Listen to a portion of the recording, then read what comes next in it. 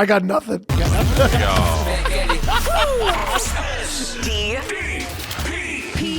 the Steve Dangle Podcast, with your hosts, Steve Dangle, Adam Wilde, and Jesse Blake. Let's go, baby! Canada, big winners. And by the way, you know what I love about this?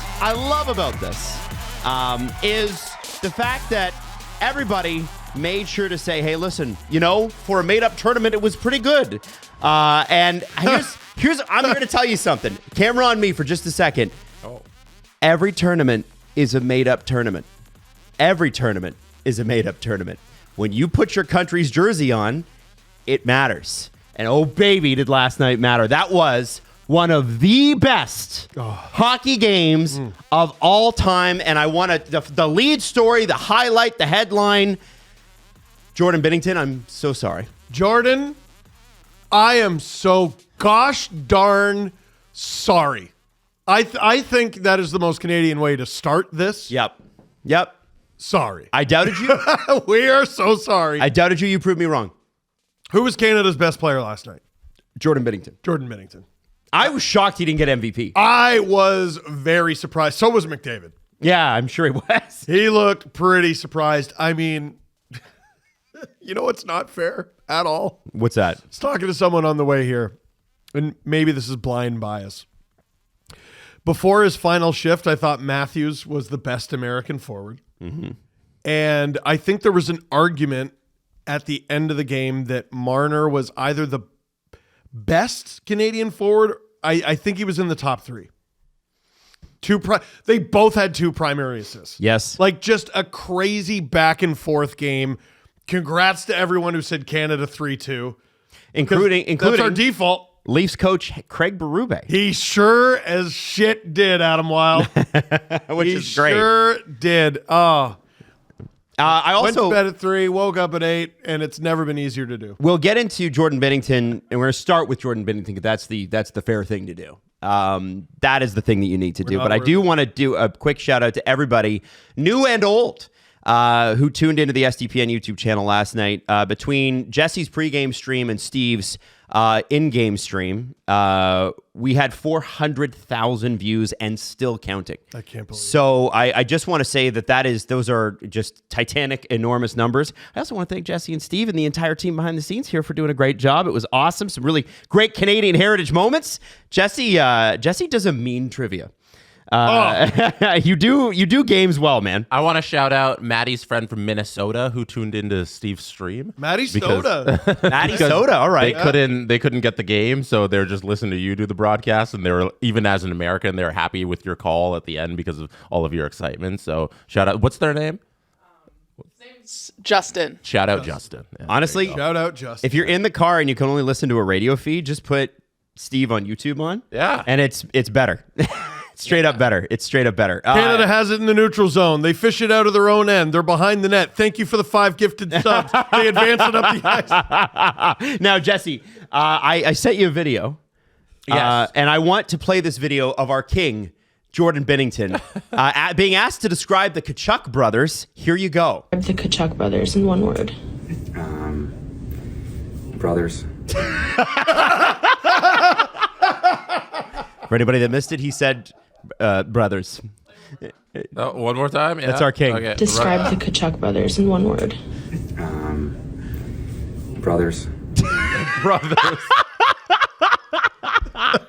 Oh man! Now let's talk about Jordan Binnington throughout the tournament because listen, the narrative, and I was pushing it. Same. Was every game this guy's given up a soft goal, and the difference between teams that win and teams that don't is often one soft goal.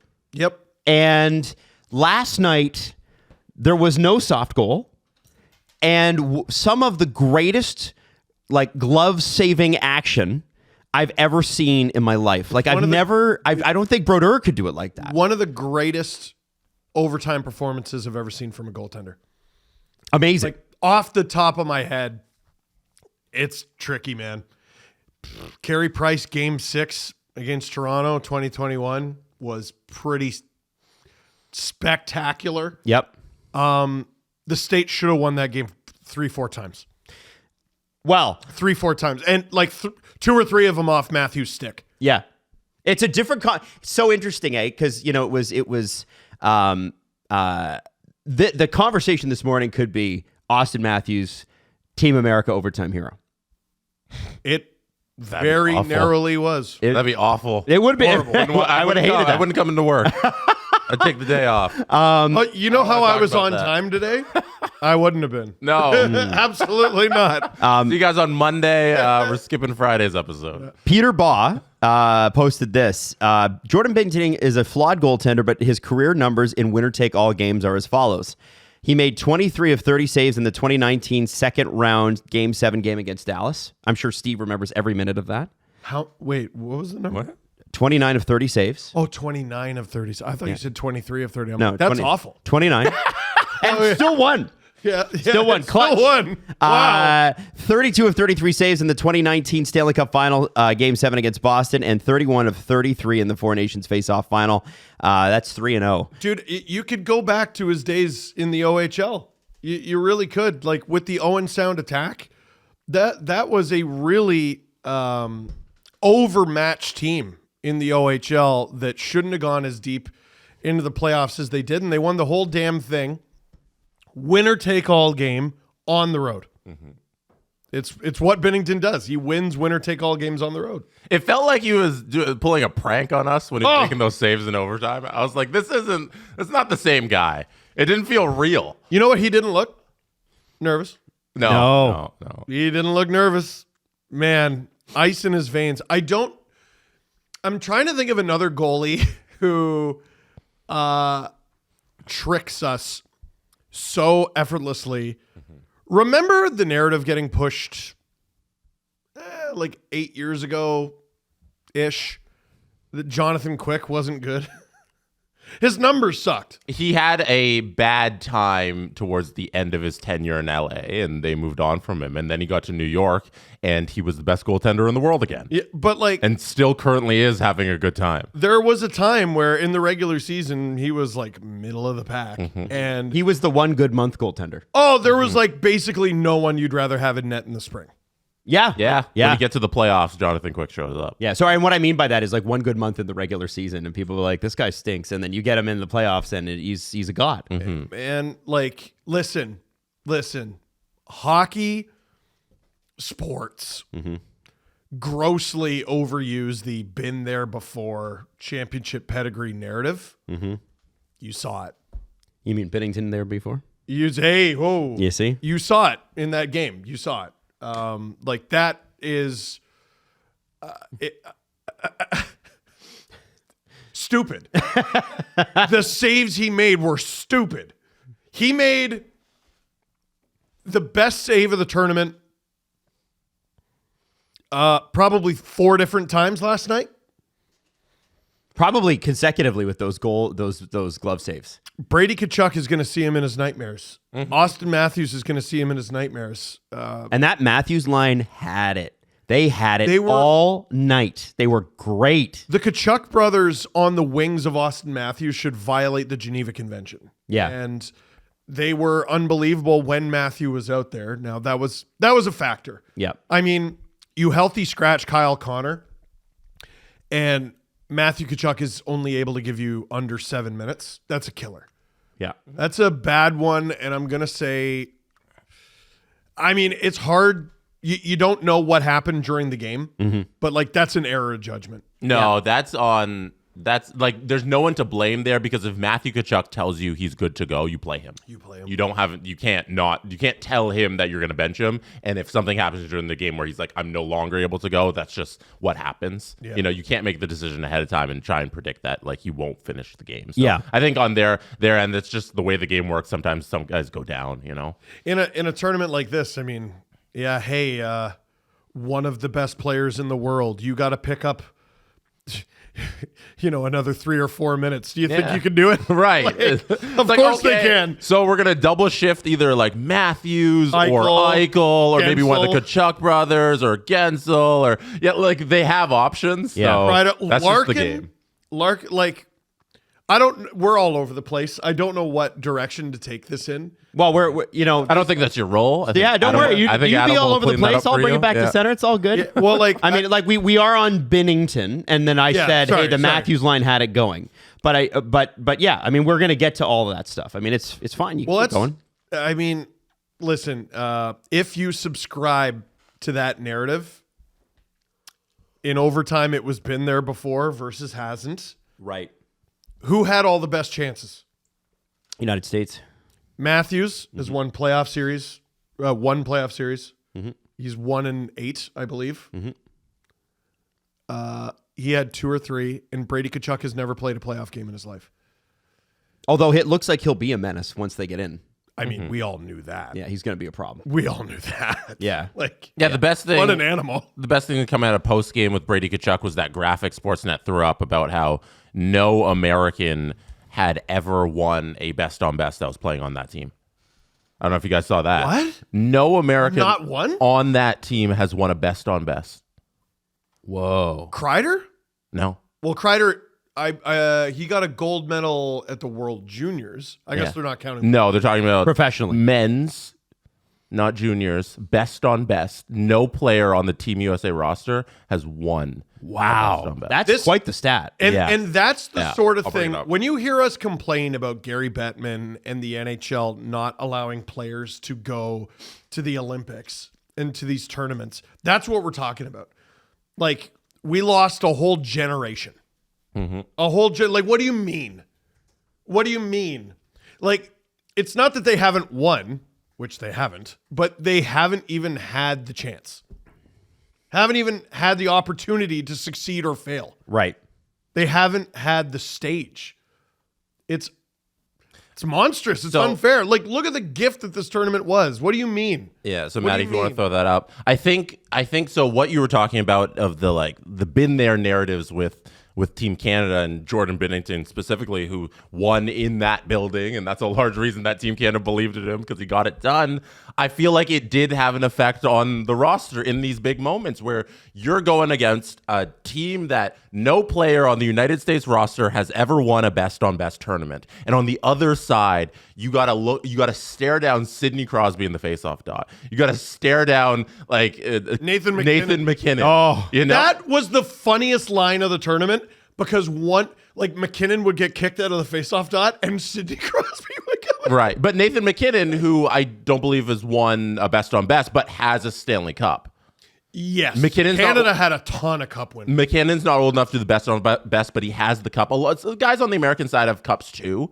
But Not as many. You're looking at Brad Marchand, who doesn't have as many cups, but has the best on best experience. And they brought Drew Doughty, and we all okay, Drew Doughty hasn't played, but like he has the experience, and I feel like the experience mattered. Yes. How many players on last night's team were on the 2010 team? I think it's just Crosby and Doughty. It's 3. Crosby, Doughty, and... Who was the third? I got to think about that.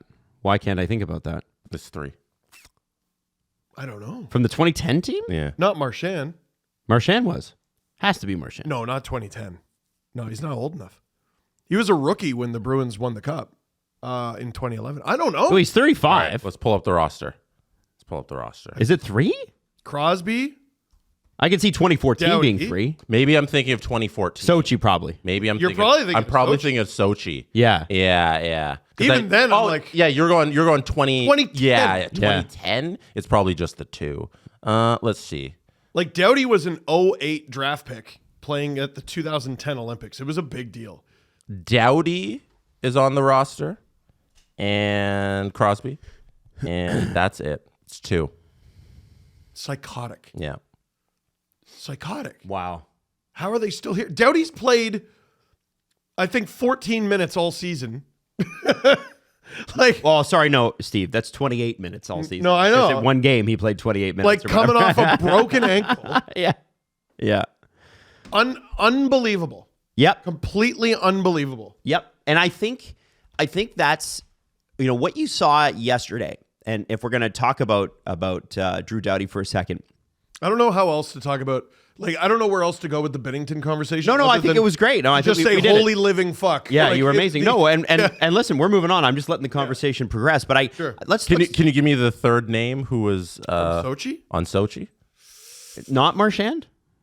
Marchand is 'cause not there. He didn't really pop off until the World Cup. I remember him being on that top line with Sid. We were all like, Brad?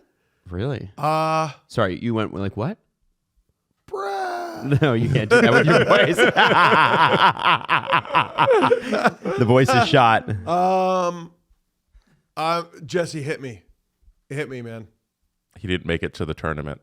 Alex Pietrangelo. Oh, That's not fair. I was gonna be like, it can't be Petro. He was That's named not to the fair. roster in December. Yeah. Stop. Didn't make it to the team though. Unbelievable.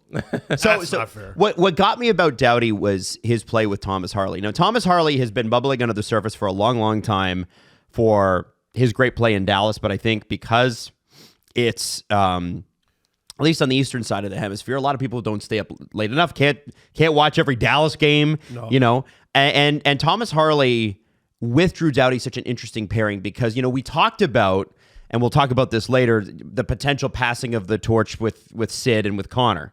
But I felt defensively like that was, hey, Thomas, here's Drew Doughty, multiple-time Olympic champion, and he's going to teach you how to carry that torch. If you haven't been there, he has. And they were phenomenal. They were phenomenal. Smart plays. Harley running that sort of interference so Nate could get the lane and score that first goal.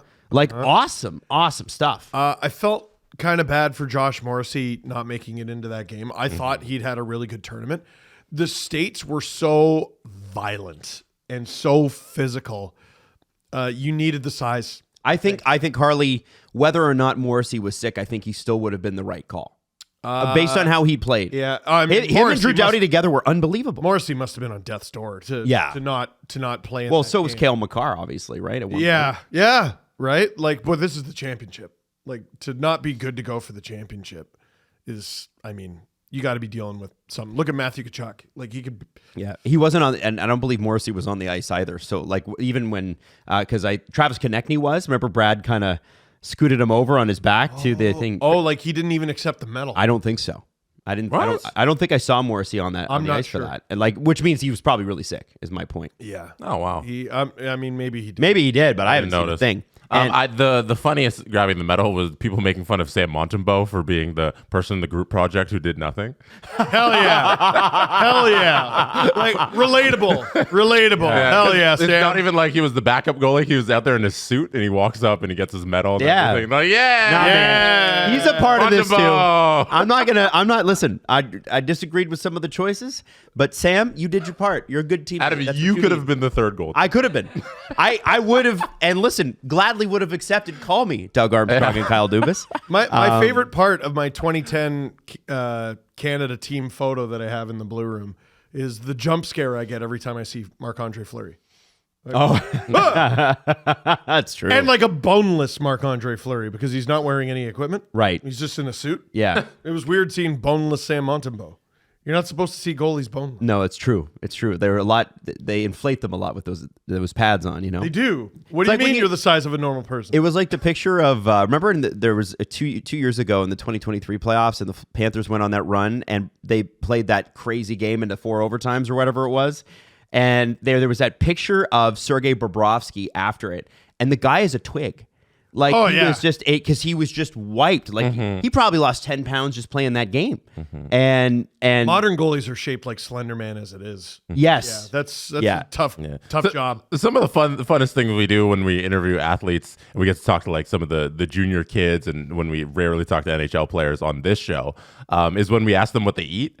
Because they lose so much weight and so much sweat. They just have to consume all of the carbs all the time. And goalies especially, like these guys who are twigs and they lose everything off of their bodies playing one game and they have to just consume everything back just to maintain that. It's so interesting. Bennington's like that. Yeah. Bennington's like, I think the NHL probably leads all of sports in guys you'd see at the bar.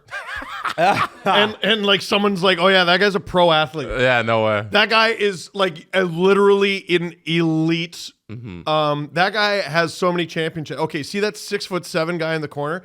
Okay, so he made him cry. Yeah. Like, No, hockey is the king of the average dude, but he's a pro athlete. yeah. Well, like, I don't know. The problem with the bar is you got to wear pants. Yeah. But then, yeah, if you got to look at their thighs, Yeah. you're like, oh, no. Oh, sorry. I didn't notice that your lower half is shaped like a rhinoceros. I didn't notice that. It's so silly. I'm sorry. I'm trying to rise to the occasion here, but I'm on fumes, buddy. Adam? I'm on fumes. I'm Yes? on adrenaline. Keep this thing going. I would Yeah. like to. You got to give me direction. You got to All right. Well, here's one. point me We down need the you lane. here, Adam. Point me down the lane. Let's talk about group chat gate.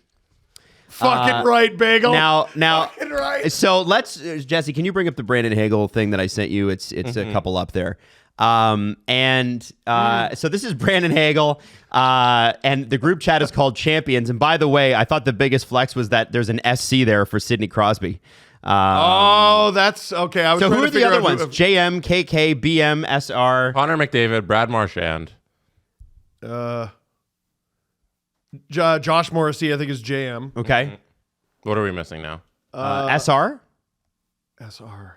Could it be a coach? Could it be Seth Rarvis. Seth Ross? Who's the really tiny one in the top right? It's DD, I think. CO? No, CO. No, DD. You're right. DO. Or DD, sorry. Drew Doughty. Drew Yeah. Doughty. Yeah, there you go. And what else are we doing? wanna Bottom say right K- is MM. Mitch Marner. Okay. CM, Connor McDavid. He's on the left. We got yeah. that one. Yeah. Who's SR? I don't know. And MS.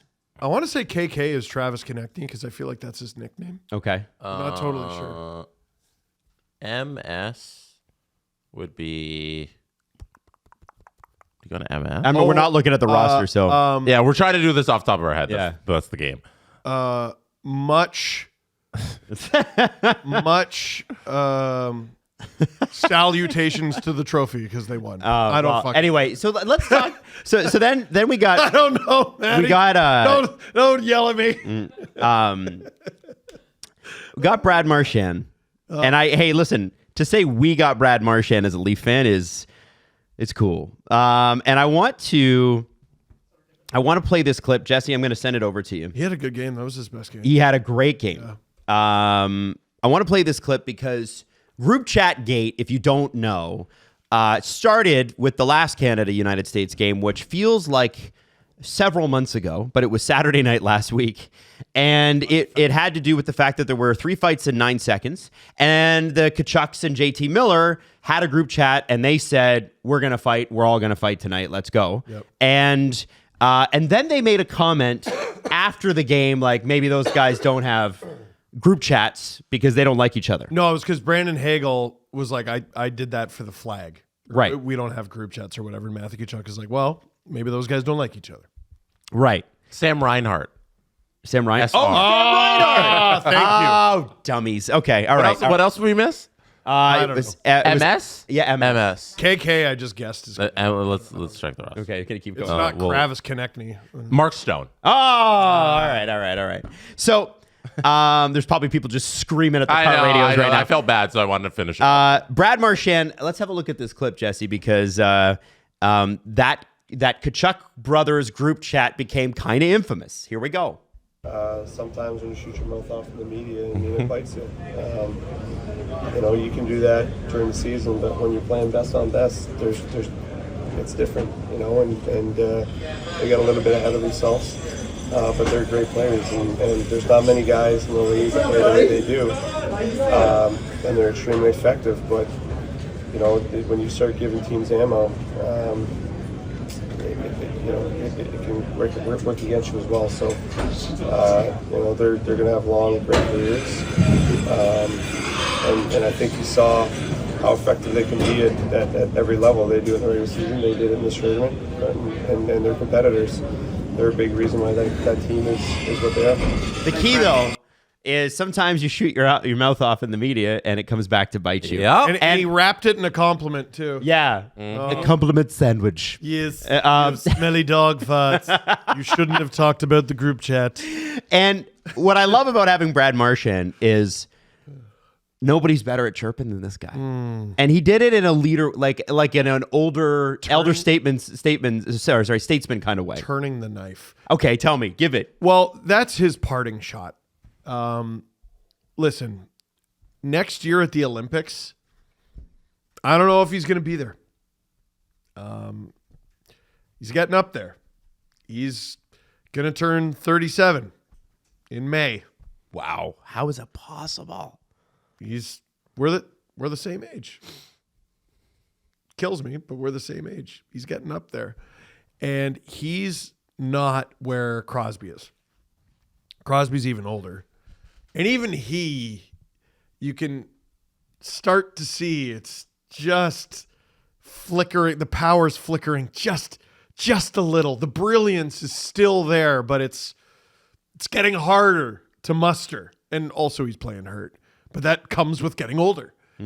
And I think Marchand's final parting gift, his final legacy with Hockey Canada, if this is it for him, is that little turn of the knife for the Americans. He always, whenever the Leafs lose to the Bruins, and it's happened a lot, I don't know if you're new here, he always has some sort of comment after the game where he like compliments, it's a good team over there, but just says something where you're like, I want to reach through the camera and smack him. He never just goes, those guys suck. No, it's always some sort of really, you're like, it's the Ron Burgundy, I hate you, but I respect you. Yep. And it was so great to have him for that because guys like that who do have big mouths are kind of rare in the sport, or at least were up until this point. Oh, yeah. And a lot of the Canadian guys are kind of like Sid and Connor, just really sort of humble and focused and quiet. And we needed a mouth. I think you got to have him there next year in a fourth line role. Yeah. I would not. There's not many people on planet Earth I would rather have on my team than Brad Marchand. I don't think he'd look out of place. If he can just muster up, he played 12 minutes last night. That's fine. I think it was the least amongst forwards on Team Canada. So that tracks. If he can do that for 7 games or whatever the Olympics will be, I'm perfectly fine with that if he still has it in him, because that X factor that he brings there, where the Kachucks were, if now that we have some hindsight and we know who won this thing, they were extremely arrogant coming out of that Saturday win. And Brad Marchand and the elder statesmen on Team Canada, they have the mentality of job's not done. We know that is the round robin. We know they're talking their shit, but we still have till Thursday to get this thing done. And they're bragging about the group chats, bragging about the fights. And he knows we can end all of that talk by winning this game. And I think you can tell that a voice like that is important. Yes. And I agree. even if he's a healthy scratch for the Olympics, as long as he's there on the roster, I feel like it's important. And I'm so happy that we have Brad Marchand to shut down the Kachuk brothers. Well, counterpoint to what I said about him not making it, Travis Konechny is going to score 35, 40 goals this year. He was a healthy scratch. He didn't play. Yeah. Brad Marchand did. Yeah. So I think rumors of his death on Team Canada are greatly exaggerated by me.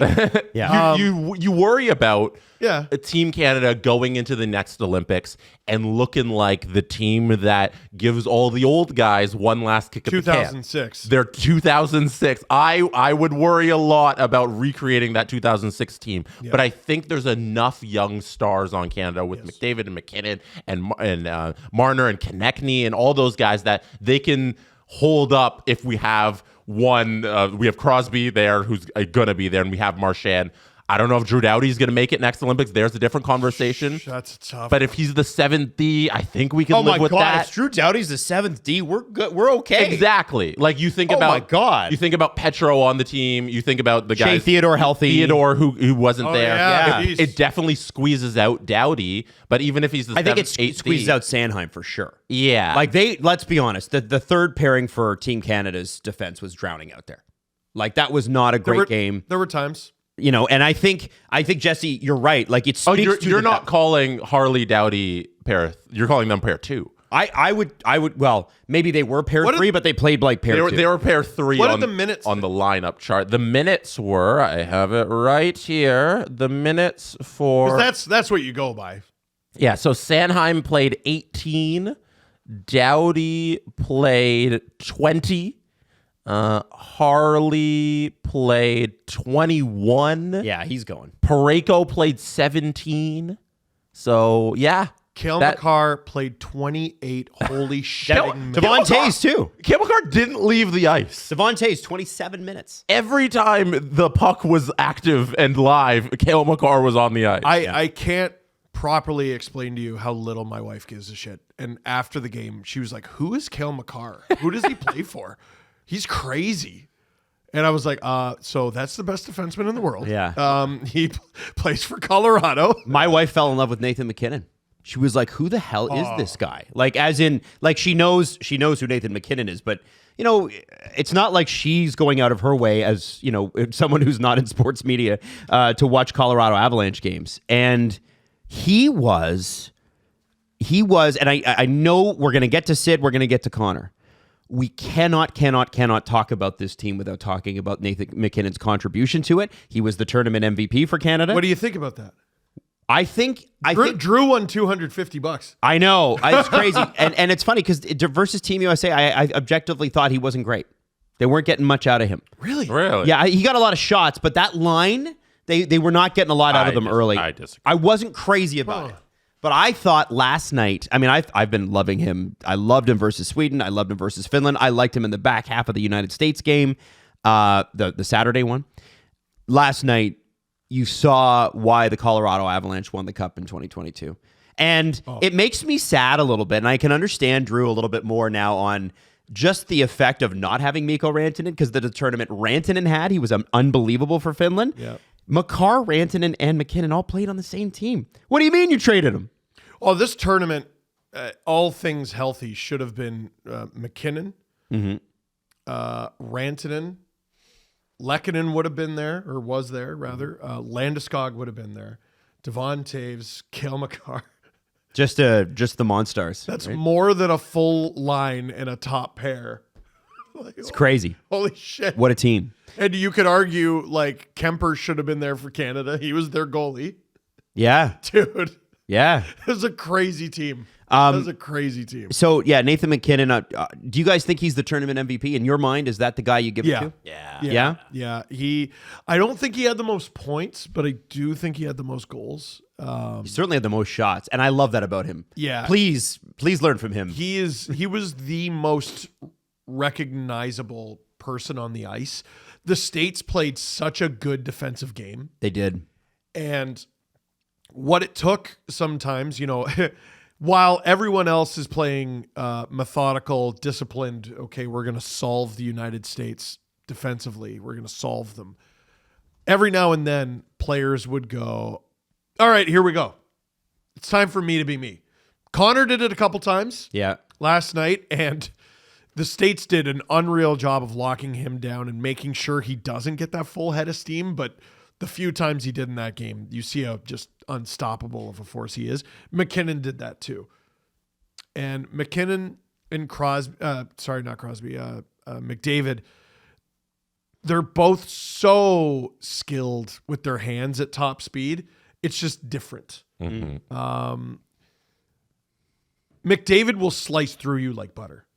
I think McKinnon will carve you up and go around you. Right. Like just that cut to the middle. Also just seems very difficult to knock off any puck ever. Well, he's huge. Yeah. He's huge. Trains boxing. He's chickpea pasta. Chickpea pasta. He's a big fella.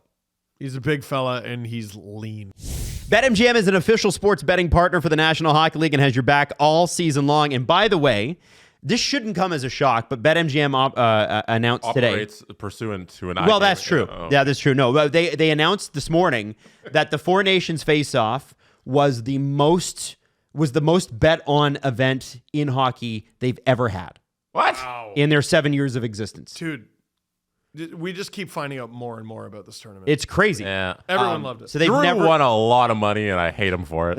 Sure did. Drew, what did Drew bet? He on you got bet McKinnon 10 MVP. $10 on McKinnon to be MVP. He won $250. Yeah, he got it when like the odds were not great for McKinnon, and he pounced on it. He's Smart. good at it, man. Yeah, no, smart gambler. So BetMGM is your hockey home for this season and for the playoffs, which are coming up, baby. BetMGM, a sportsbook worth a selling and an official sports betting partner of the National Hockey League. BetMGM.com for terms and conditions. Must be 19 years of age or older to wager. Ontario only. Please play responsibly. If you have any questions or concerns about your gambling or someone close to you, please contact Connects Ontario at 1-866-531-2600 to speak to an advisor free of charge. And here we go, Jesse.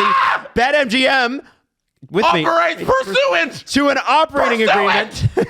Operating agreement with iGaming Ontario.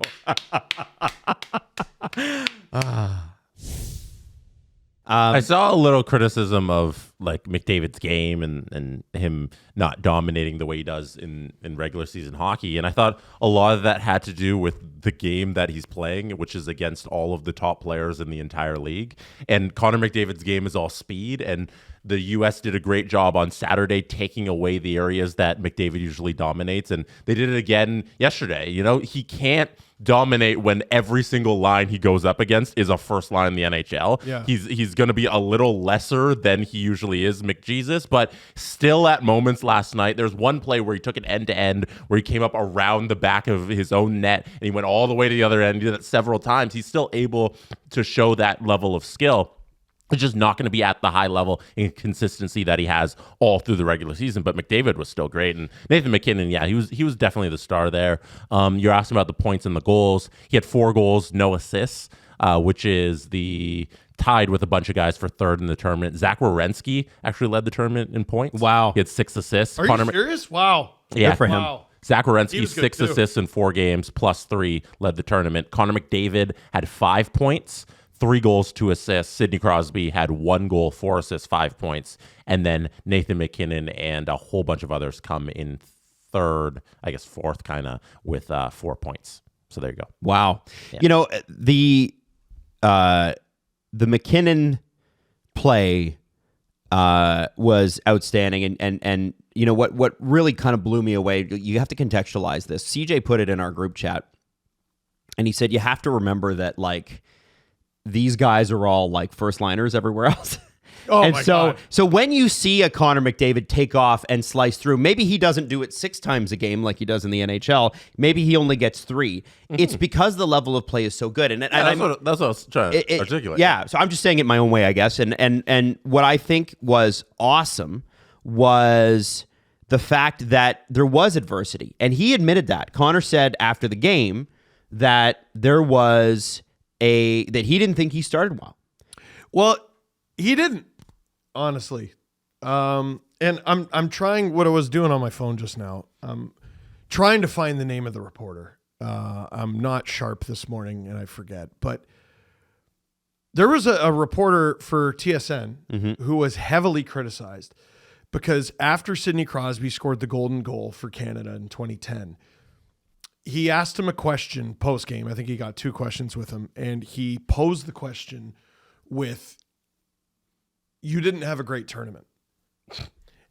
And people got all over this poor guy because no one wanted to hear that shit. Time and place. He was not wrong. Time and place. He was not wrong. Yeah, time and place. And like, I'm old enough to remember, like, I was there on the ground. I went to every single game except one for the Canadian men's team. Crosby was heavily criticized. His best moment heading into the gold medal game, if I'm not mistaken, he scored the shootout winner against Switzerland in the round robin. I don't remember how many goals or assists he had. His line was struggling to get going. Babcock put together this Crosby, Iginla, Nash, Franken line. We can score, but we also sort of shut down, and they were trying to find a purpose. But it's about, you know, it's 15 years in the past now. No one remembers that. Yep. And if they do remember, no one cares. Yeah. It's all about how you end it. Mitch Marner. he had a heavily criticized tournament. So you were trying to find that reporter's name so you could dunk on them 15 years later? No, I was trying to. I was Steve trying to. Dangle here. No, let me research them so I can call up their bad question. No, I was trying to, and I'll tell you, I was trying to find their name because I actually met them that summer. Oh, no And way. he called them an idiot. No. And you're like, hey, No. moron. They were doing their job. Question. They were trying to paint a picture of you just had one of the, like a top 3 moment in Canadian hockey history, despite the 2 weeks of criticism you've just taken. How does that feel? I don't remember the exact question, but someone introduced me to him, and part of the reason I don't remember this is I was drunk because it was George Street in Newfoundland, because Team Canada had their World Junior Camp in Newfoundland that summer in 2010, and I don't even think he asked me my name. Like, it was just like, "Hey, Steve, here he is," and blah, blah, blah. I don't even think he asked me my name. He goes, "What did you think of that question I asked Crosby?" Oh, yeah. No. Really? And honestly, like, people shit on him, but it was part of why that moment was so beautiful. There were so many reasons why that moment was. Which so one? beautiful. The Crosby one? The Crosby one. Yeah. There were so many reasons why that moment was beautiful, and that was part of it. Part of it was This idiot. Part of it was he didn't have a great tournament, Sidney Crosby. right. Oh, Right. yeah. Right. You suck, Jesse. Part of it was he didn't have a great tournament. And the parallels, Crosby in 2010 and McDavid in 2025 here at the Four Nation Face-Off are noticeable, man. They're like, McDavid was, his goal against the U.S. in the round robin was unbelievable. Yep. But you lose and no one remembers or cares. Yep. And there's another example of, like, to the victor go the spoils. Absolutely. Like, no one remembers or cares. It was his best moment of the tournament before, and or heading into this game anyway, and no one remembered or cared. And then here he is in the gold medal game here, and no reporter had to say it. McDavid said it himself. I was not good. I was not up to he was good. He wasn't up to McDavid's standard. And I think that's fine when an entire team of superstars on the other end of the ice know that one guy is better than everybody out here. Nathan McKinnon said it himself when they asked him who's the best player. Like, it's really great competing with everybody. He's like, do you guys know Connor McDavid is here too? Yeah, like, he's the best. And when you have a team of superstars, they know they have to go at Connor McDavid. He got shut down a little, and he wasn't good up until that goal on Thursday. And who cares? And if he did it, that's the moment. That's why you have Connor McDavid, is to score that goal, and he did it. If you're the United States, you got to try to score and you got to try to defend. And it's really difficult to do both things at once. So if you're putting your best defensive resources towards shutting someone down, and you're the home team, and you have yes, that was such a key to last night that I don't think a lot of people realize, because Canada was second in the table in the round robin. Yep. They were not the home team for the championship, and the Americans could line match every single time out, and they made it really difficult. They had two guys all over McDavid all night, and the questionable icing calls that people were mad about, the potential too many men on the ice call that wasn't called against Canada. Refereeing wasn't great this tournament. Wow. Tournament. They called it like a Game 7. Yeah. Right? Which is don't call anything. Don't call anything unless it's like the most egregious, obvious trip ever, which Trocheck's was, and it ended up not biting them, so whatever, water under the bridge. But the sheer amount of interference Connor McDavid had to deal with. Like, I've watched a lot of McDavid games, and I've gotten to see it, and I've streamed a lot of his games in the playoffs, and I've talked about, if you called McDavid games honestly, he would draw 4 or 5 penalties a game. Holy shit. Like, just, I watched it through a whole different lens. He hasn't played a normal hockey game Like if hockey games were called the way they ought to be called, he might have 250 penalty, or sorry, 250 points a season. Yeah. Yep. He might break all of Gretzky's records by 2030. Because they would just live on the power play. They would just, they wouldn't play a moment 5-on-5. Right. I wouldn't even pay a goalie. I think I'd just have an empty net the whole time. Play 6-on-4 the whole game. Who gives a shit?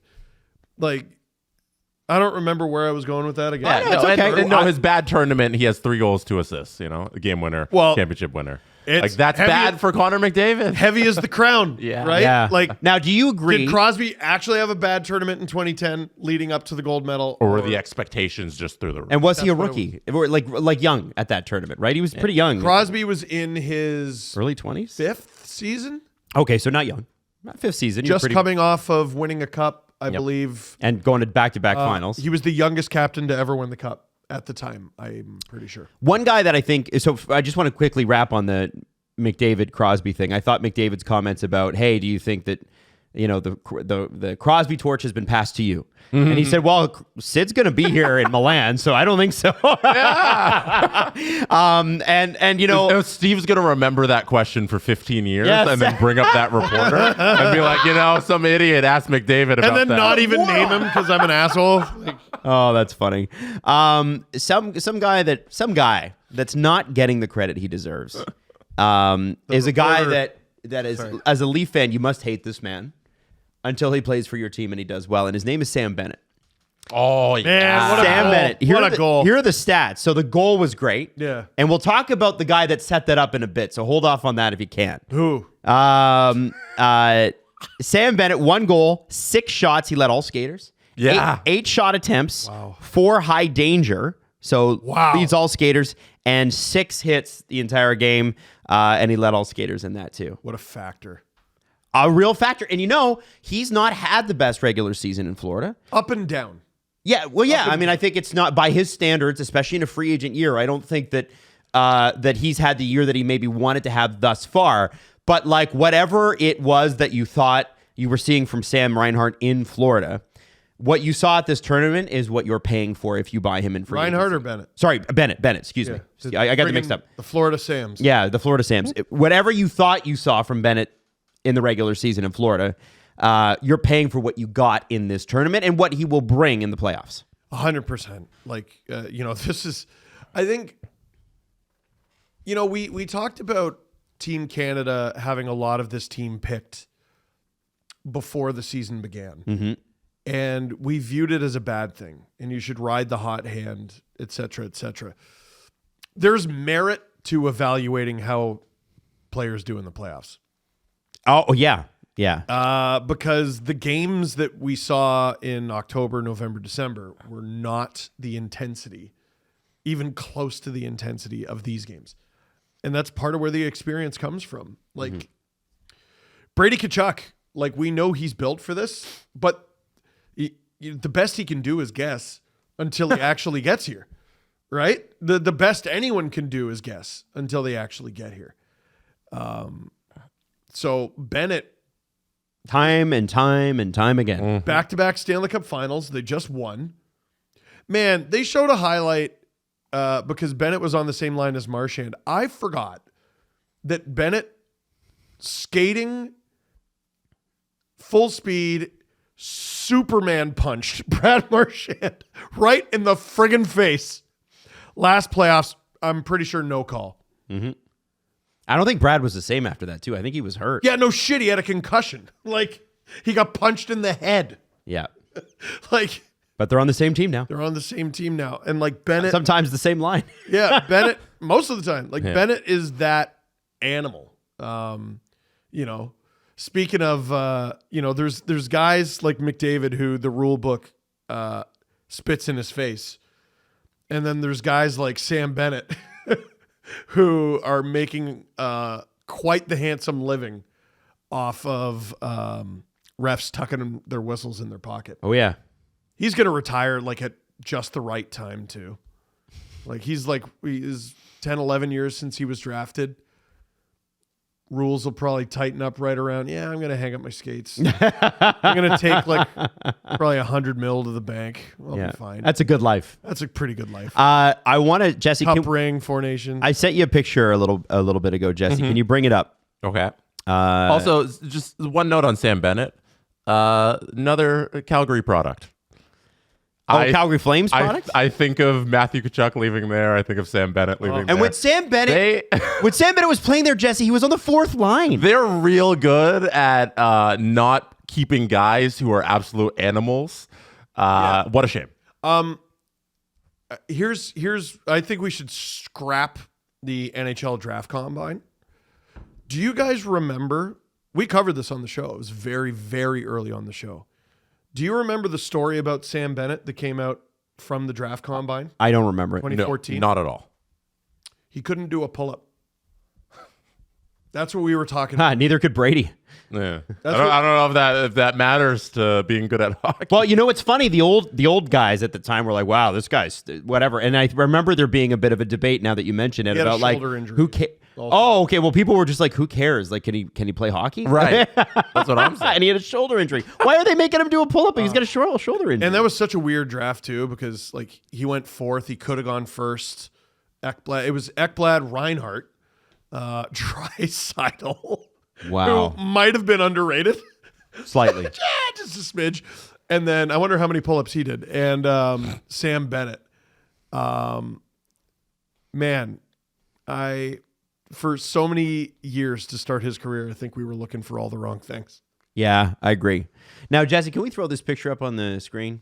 Look at that. Oh, that's heartbreaking. Mitch Marner, Austin Matthews in the handshake line. These guys are buddies at home, line mates at home, and one of them... What? Looks pissed. Well, I don't think Austin's thrilled. I mean, I don't blame him. Well, I mean, Austin, would you be happy? Austin was a hair from doing to Mitch what Mitch did to him. Oh, yeah. Taking the puck off him and ending the thing. It was going to happen because of one of them. Both of them had Right? primary assists. Didn't it feel like it? Dude, there's 4 points from a 5-goal championship game in that photo. They both had spectacular nights, and one of them is being talked about like he fucking stinks at hockey today. Well, and Warren Sapp, of all people, NFL great, called out Austin No, Matthews. that wasn't Warren Sapp. Oh, it wasn't actually Warren Sapp? No, that's Warren Sharp. Oh, Ward Sharp. Okay, different He's guy. a football analyst. Different- Yeah, different- he's like Well, a I got betting- the sport right. Yeah, he's a And I got the betting first guy. name right. Sorry. okay. Listen, there was a lot of stuff to collect, and I'm tired. But Marner and Matthews had great games last night, and we are. I promise you, if you're an American and you're tuning into this, we are going to talk Team USA as well. We're going to talk about how they lost. Well, I feel like that needs to be the highlight, but also the Matthews setup with Brady Tkachuk, and what I loved about that was the States tying goal in the first period. Yep. What I loved about that is Tkachuk is in tight, Matthews is in tight. What are they doing? Causing chaos in front of the goaltender. What do we ask the Leafs to do? Cause chaos. Go to the net. Exactly.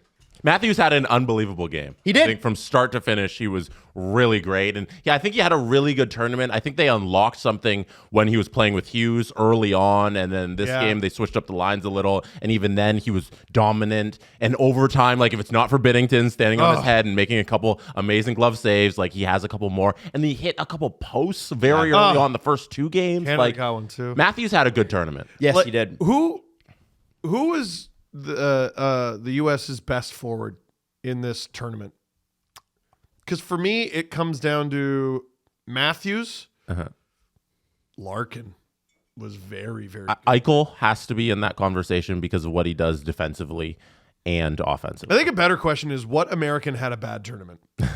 Chris Kreider. Oh, He scored a goal he did score a goal. and a good one. Like early in his first game. Like they were Adam unbelievable. Fox didn't have a good. I don't think. Yeah, Adam Fox didn't. Like, are you sure? But we're not doing USA. No, breakdown, no. right? No. I'm Sorry, talking sorry. Mitch and Austin. Yeah. Mitch and Austin. Well, sorry. The reason I asked that question is because, like, I know I'm a Leaf fan. I know. I know I have my biases. Like, I thought he was top 3. Are we not feeling Matthews, though? yeah. Are we not feeling though that the these guys, these two specifically, because Willie has never been really in the conversation with people who have a brain of clutch performances. Willie did it at the World Championships when he ran over Henrik Lundqvist. Remember that? He was great on that team. Oh, yeah. He's been great in the playoffs. And if you look at Willie's points spread and goals scored, right? They're all about even, the three of them, in terms of points scored, but Willie scores consistently, whereas what we've seen from Mitch and Austin a little bit is in bunches. Oh, they got 5 points in one game, but that was zeros for the rest of the thing or whatever. And I'm generalizing, but you understand the point. And I think when you look at how they performed here, we all wanted to see, can these guys do it in a big game? Because that's been the knock, and rightfully so. They're 1 for 8 in playoff series, right? Yeah, like this didn't fall out of the sky. So, like I gotta. Can I read a text I got about the final goal? Yeah. This is Rachel Dory. I'm seeing many people criticize Matthews on the OT winner, and frankly, he's actually the third guy to blame, not first. Fox took a bad path. He needed to go around the left side of the net. Maybe you can bring the goal up on the thing. Sure. What's it called? The screen? You know what I'm talking about. That's not what I meant. I meant the you know the name of the thing on the website? NHL Edge? There breakdown? it is. Yeah. Or we can do like stop on the actual video, whichever one you want. Yeah, no. Let's use the Edge thing. Okay. Fox took a bad path. He needed to go around the left side of the net to catch the rim. He didn't, and because he also took a bad path, he couldn't get to Marner. Based on the Hines defensive system, this is John Hines, the center is supposed to rotate to the corner player, and the high winger, Hughes, that's Jack Hughes, is supposed to slide down to where McDavid is.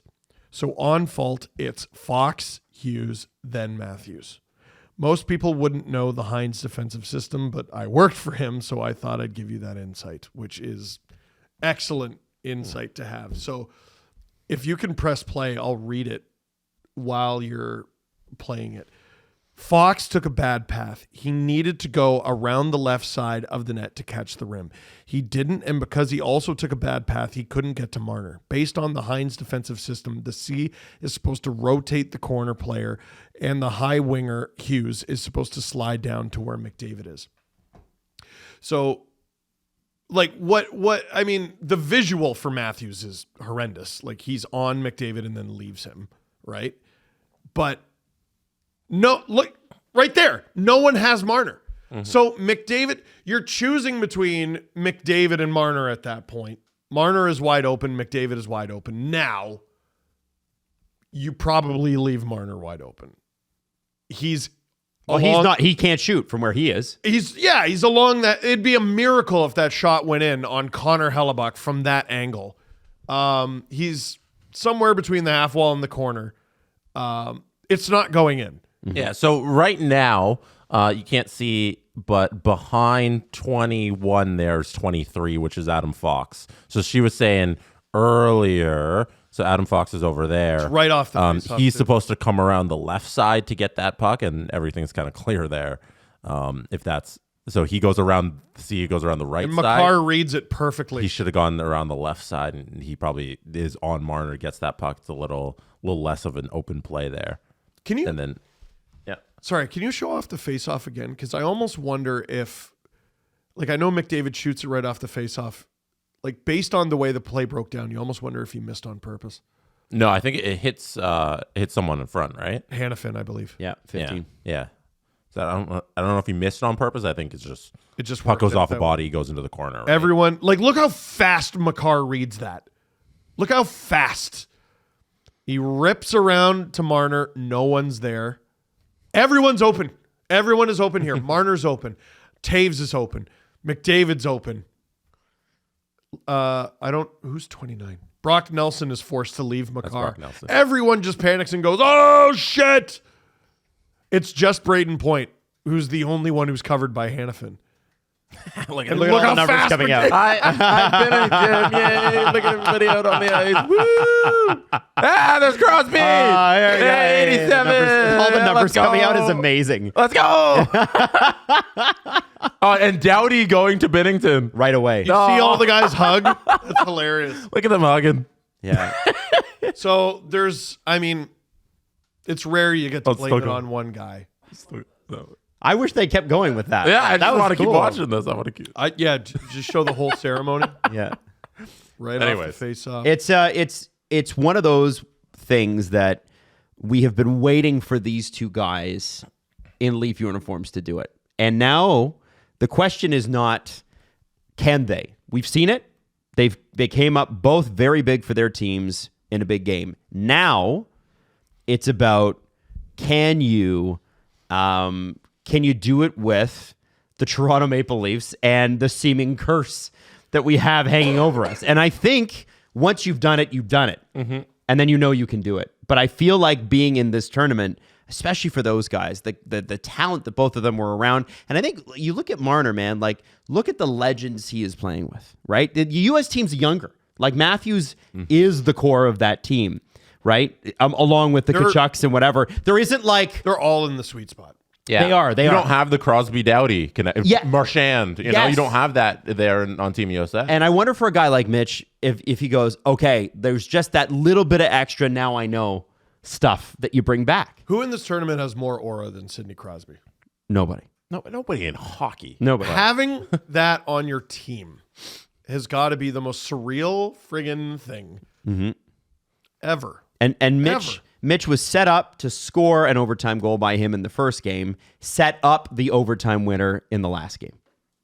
I know a lot. Listen, a lot of Toronto media got on Mitch, and I really want to say that I really respected the way that you handled it on Wednesday and said, I don't know what game you're watching. Well, it's a 4-game tournament, right? Well, and heading into that, he had only played 3 games. Scored the OT winner in 1. The game against the Americans, I didn't look at it as Mitch being bad. I looked at it as the line didn't work. They then go to Cirelli, Marner, Cirelli, Hagel. And what was funny is what ended up, icing the tournament is they basically went back to what they had in game 1, except instead of Sam Reinhart, it was Braden Point, which speed-wise is probably a better fit. Marner, I always thought, like, Rick Nash had to become a defensive player in 2010. I always go back to Rick Nash. The guy won the Rocket Richard. We know what he can do. Every player at this tournament can score. All of them. You don't need to lean on Mitch for the offensive load in this tournament. You don't have to. So don't.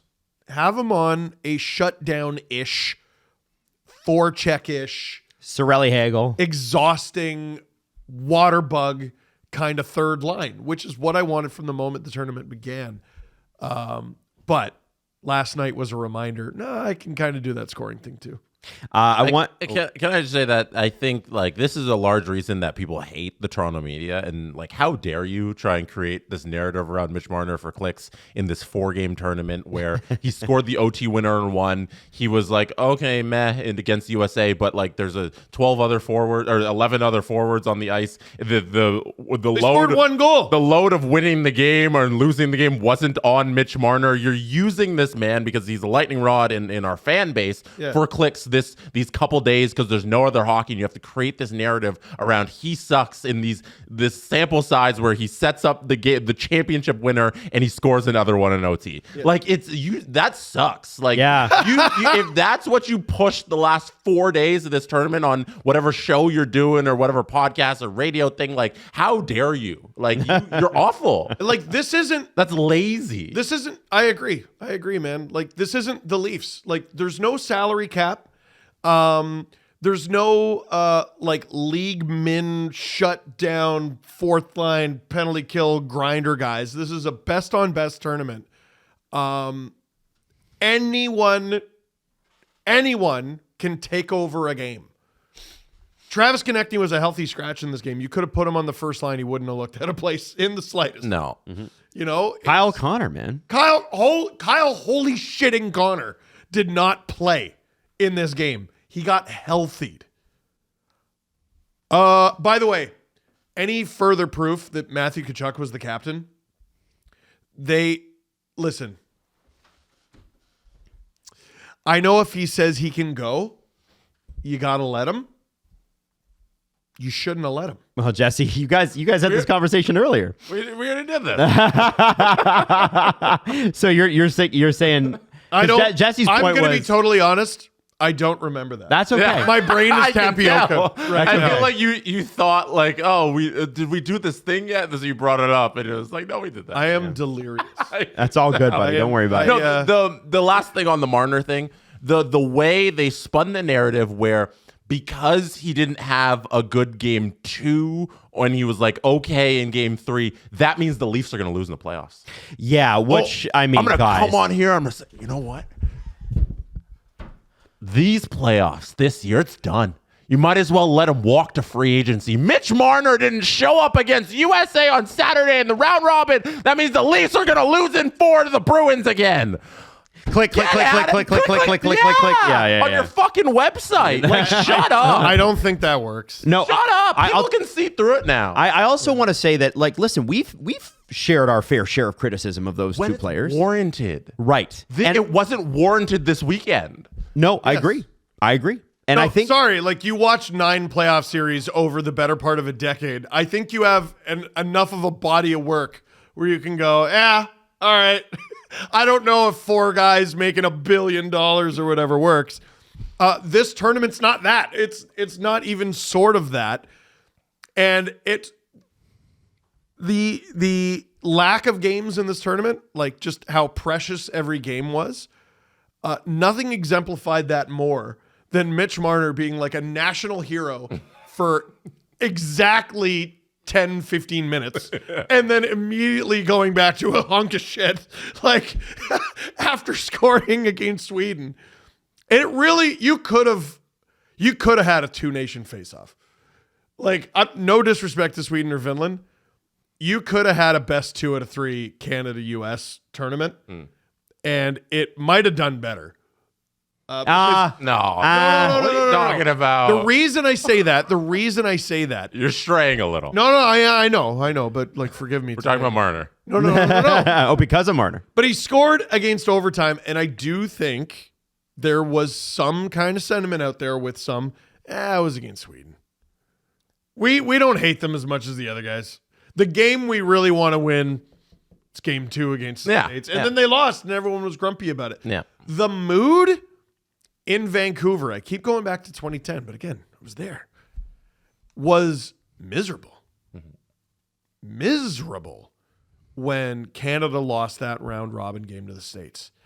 And something happened. I can't remember what it was that turned the tide. And it wasn't a hockey game. Someone won a gold medal in another sport. It might have been Alexandra Bilodeau. In the Moguls, something, but it was like 24, 48 hours where the entire city of Vancouver had a dark cloud over it. And it was unseasonably clear and sunny and warm. Everyone was pissed after that loss to the States. That rivalry is something else. And it means something to win against them, and it means something to lose against them. And I think part of what poisoned the narrative there with Marner and with the team and with Binnington. Yeah. Soft goal. We're guilty of it too.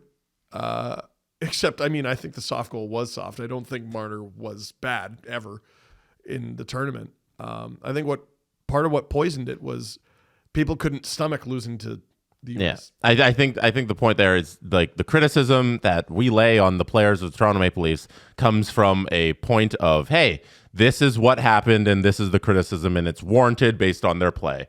It was not warranted this past weekend. It had nothing to do with the core 4. It had nothing to do with the Leafs winning or losing. Adam, I think you were going to say something. I think. Well, I just think, listen, if they were going to, I probably did. If they play like that, I'm pretty excited about the Leafs playoff run. I am. It'll be great. I'm really pumped. Like I don't know, man. Like you had your two best players on the team in the finals, and they both showed up and both had multiple points.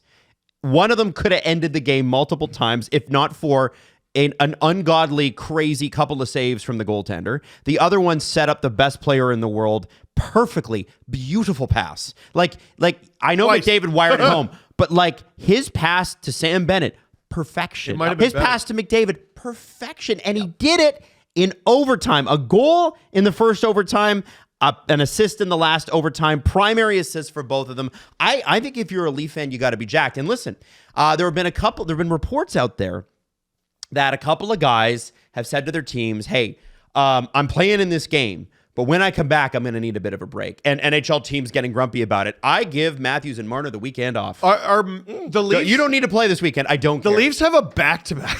Yeah. They play Carolina tomorrow. Yep. How? Yep. Carolina tomorrow and Chicago the next day. And then travel. Oh, so wait, it's Carolina in Toronto, then they fly to Chicago? Yeah, so you play Carolina Saturday night. You leave that night. You arrive in Carolina. You get some sleep. Then you play Chicago in Chicago. That's brutal. I'd like Nylander to play. He's had a few more days. Yeah. Nylander's got to be out there. He's practicing. Matthews. Hey, that's Marner. hey, Marner Alex was, Steves, come on up. Marner was nursing an injury heading into the break. And Matthews nursed an injury during the tournament. A game. Yeah. Missed the, And played I like don't that. think either of them. You know what? I was going to say Carolina. You're right. They shouldn't play either game this weekend. No. Don't play it. Oh, sorry. I was Adam. No, it's okay. You don't need it. We know. You're tired. It was a lot. Easily a 3 coffee day. 100%, and that's fine. Jesse and I don't need to. Doesn't matter what the credit is. Are you coming to hockey? I really want to. You better. We're going to want recreate Marner McDavid. There you go. Yo, can you pick me up? I can. Oh, that's awesome.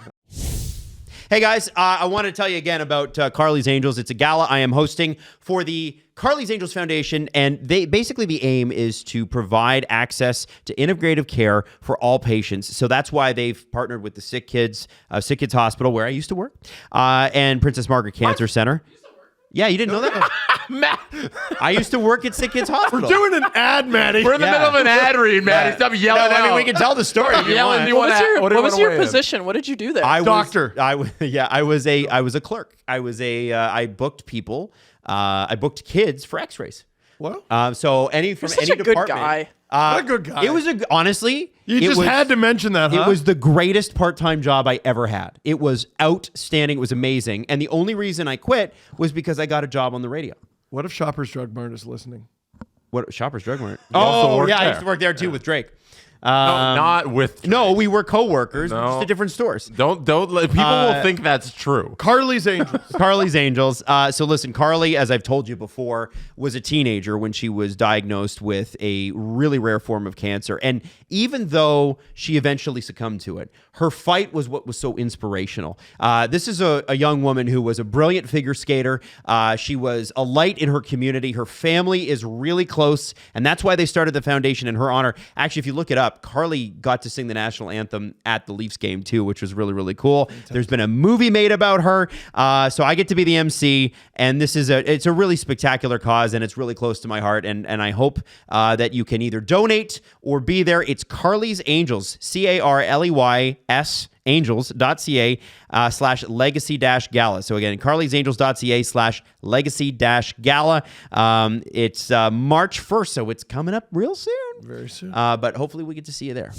Okay, so I do want to let you know that Matthew Nyes said he had a few bets in the Leafs dressing room. Craig Berube said, I got some money from Nyesy. He hasn't paid me yet. It'll be more tomorrow. Collect that interest. And so let's talk about the States, though, for a second, because I think, as much as there's joy and jubilation, and the country needed a win in Canada. Holy shit. In the United States, I don't want to talk about how it made headline news. We'll talk about that later. I want to talk about the actual team for a second. That team. Which one? The United States team. United States. Is phenomenal. Jacob Slavin is phenomenal. Holy shit. Phenomenal. MVP of the tournament. He was. I I was like, oh yeah, I forgot this guy. There was 5 years ago, we were like, when's that guy going to get some Norris votes? And then he kind of, again, I don't know why. It's because Carolina plays such a strong defensive system. You kind of, if you're not watching Hurricanes games all the time, this man does not get the credit for how freaking good he is. He's unreal. They are far and away the early favorites to have the best decor at the 2026 Olympics. Yeah. They didn't have McAvoy. They didn't have Quinn Hughes. Jacob Slavin was an actual rabid animal. Zach Werenski led the tournament in points with 6. Jake Sanderson scored in the championship Unreal. game. He was great. Adam Fox didn't show up. Adam Fox wasn't Fox great. Yeah. And Noah Hannafin, I thought, was steady as they come. Do you know who led all Team USA players in ice time? I'm going to say Jacob Slavin. Werenski. Brock Faber. Oh, What? he was good too. Wow. Yeah. He was good he is too. outstanding. He didn't even make your list. No, he didn't. He led I the was team in I was ice like, I time. know I forgot someone. Oh yeah, with his glasses. Man. You know? He's so cute. I also want to shout out Dylan Larkin. I thought, Animal. man, animal, and it's criminal that Detroit does not make the playoffs, man. He would be They would've last a year. rabid dog in the playoffs. They would have. He missed some time at the end of last season. He's This is why I never want a Unbelievable. salary cap in the playoffs. If you can get more stars in the playoffs, get them in the playoffs.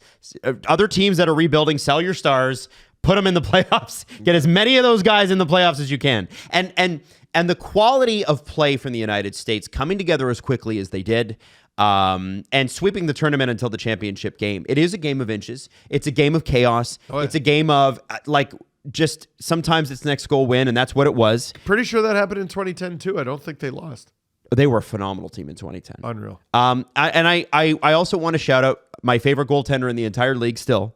Jordan Binnington. Jordan Binnington. My new favorite goaltender Connor Hellebuck, who was 1 goal, and then 3 goals. If you In have overtime. a goalie... 10 the goal. Huh? 10 the goal. What do you mean? What? You said if you're If you're a goal. If you're going, 10 the goal, yes, which he did. And Binnington, man, holy shit. He tended Chaos. to shit Chaos out there. No, but like Binner's style gives me heart palpitations. There's no question about Oh it. no, it's not good for your health. Dude, I was in physical discomfort that entire stream. Yes. It was 4 hours. But Connor Hellebuck, on the other hand, the way he plays, the way he squares up, the way he's always sort of calm and confident. He's huge. Like if you have a tournament where I think the Americans, they just allowed like a goal a game, right? Until this one.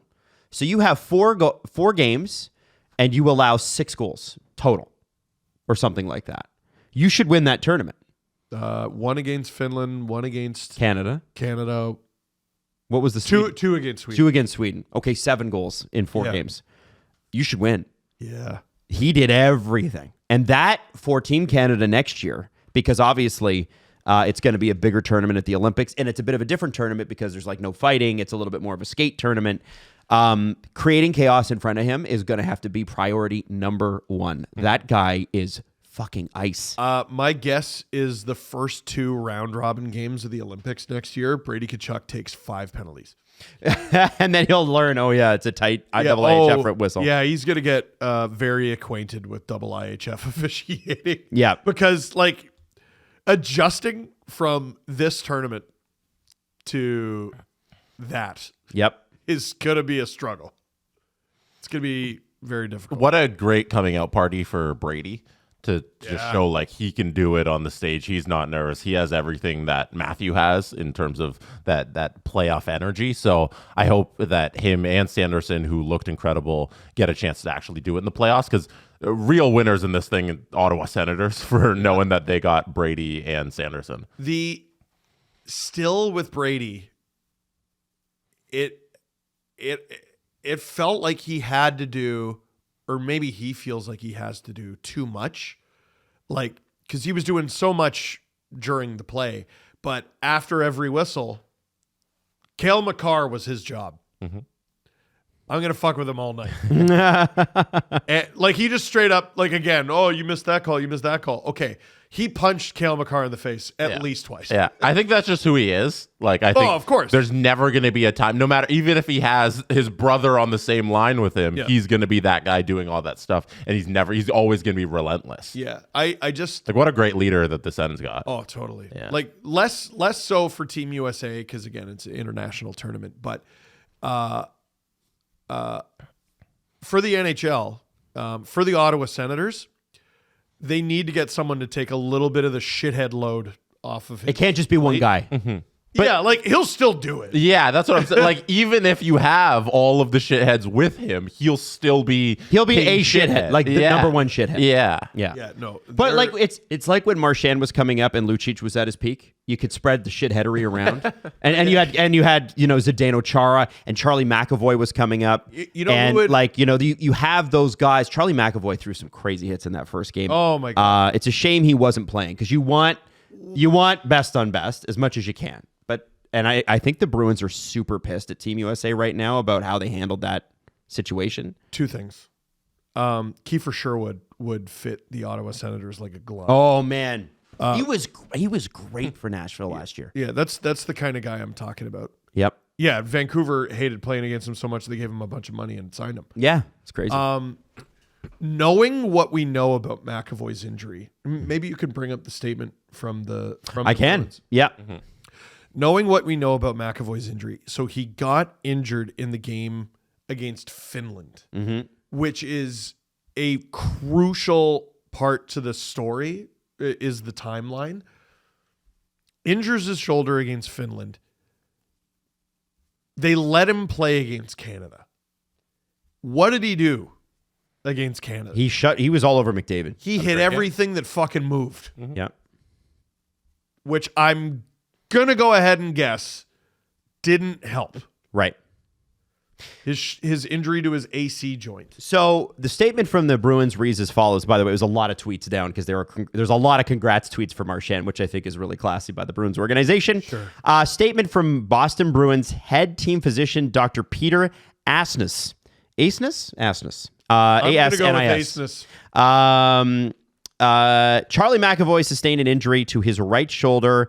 Something joint. I'm not even AC. Yeah, AC joint in Team USA's Four Nations face-off game against Finland on February 13th. He underwent treatment, which was administered by Team USA's medical staff, which is an important note. Because I would love to know who the medical staff is because I do know the Minnesota Wild medical staff. Yeah. Oh. And so a lot of people are saying, and the Wild do have a suspicious amount of injuries. But anyway, upon returning to Boston, he developed increasing pain for which he was evaluated by Boston Bruins medical staff. After undergoing x-rays, MRIs, and blood work, he was diagnosed with having an infection in his right shoulder as well as a significant injury to his AC joint.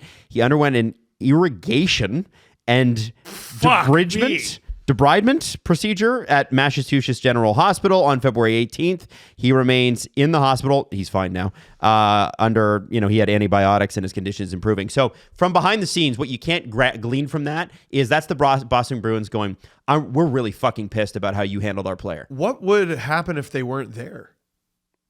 Like, where are the Olympics next year? Milan. Italy? Okay. So for this tournament, the Minnesota Wild staff, I guess, or they were Team USA staff. The Bruins staff just so happened to be there because the tournament's in Boston. What would happen if they weren't there? I think that the Bruins organization, I think Cam Neely's calling Bill Guerin and going, we're going to have to figure something out here because whatever your staff did, and they'll probably have a pretty tense conversation about it, we didn't like it, and here's why. And I don't know... And I don't think anybody knows the specifics. We know the Bruins are pissed, and they think this was mishandled. Well, yes. And this is the second time it's happened between the Boston Bruins and Minnesota Wild, which is going under the radar because last season the Boston Bruins were upset with the medicals they received on Pat Maroon when they acquired him from the Minnesota Wild. Right. I don't remember that. And now once again we have the Minnesota Wild training staff mishandling a Boston Bruins player. I don't think things are going to be. There's going to be a good conversation between Boston and Minnesota when all of this Cam this Neely ends. versus Bill Guerin. Wow. Gary Bettman's going to have to be there to litigate, but this is the second time in a calendar year that Boston is upset with the handling of medicals with Minnesota. Yep. It's crazy. Wow. Yeah.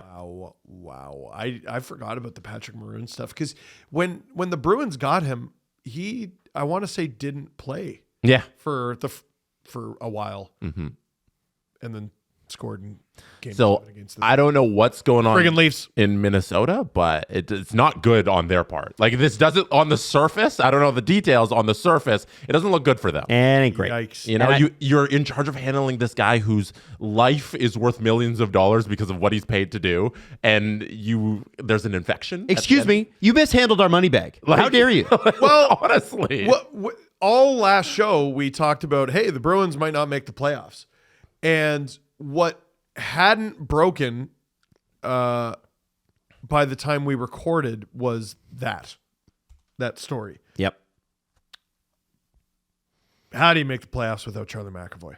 Well, and I think if you're the Bruins, is it even worth? Like, I know it's you can't go down to the Bruins clubhouse and go, hey guys, just back it off. That's not their culture, and I know they're going to try. But if you're Cam Neely, if you're Don Sweeney, you probably do need to look at this and go, listen, we're right there right now, and this has been a disaster season. We just need to quickly retool and change a few things, and let's sell what we can, recoup some assets, get Swayman into training camp. Maybe you can flip Korpisalo for Thatcher Demko with that Kevin Lankinen deal. Like, get your goaltending back up to where you want it to be. I'm kidding, by the way, Vancouver. I know that you wouldn't do that. My point is, I agree with you, Steve. Get to the playoffs to what end, right? If McAvoy is going to be out, like let's say it's week to week, and we don't know that at this point, but let's just say it is. Let's say it's 3 or 4 weeks till he even comes back. What's the point? What are we doing? Really, what are we doing? Because you Can't risk the long-term health of this player. Bingo, because he's the guy. He's the guy. And you got young guys coming up. You got good young goaltenders in the minors. You've got you've got the next generation of Bruins coming up. You need McAvoy at full health. I just looked it up. The Minnesota Wild better thank their lucky stars because just before the break, the Bruins' third most recent game before the break was a home win against the Minnesota Wild. They're so lucky. Yeah. To refresh your memory, Steve, the Boston Bruins traded for Patrick Maroon last year on March 8th. He did not practice with the team until April 1st. He did not play a game with them until April 13th. Whoa. Because Minnesota apparently was not entirely honest on the recovery timeline from his back surgery that he had last year. Back. So there's some underlying stuff might be going on in Minnesota with their medical staff. Yuck. Yeah. Dude. Not great. That's Craig where you get Leopold? into find a pick territory. Yeah. Like, it's like, honestly. I was going to say it. If the Dadonov thing was worth a first to the Senators, that's Especier. That's spicy, baby. That's Craig Leopold in charge there?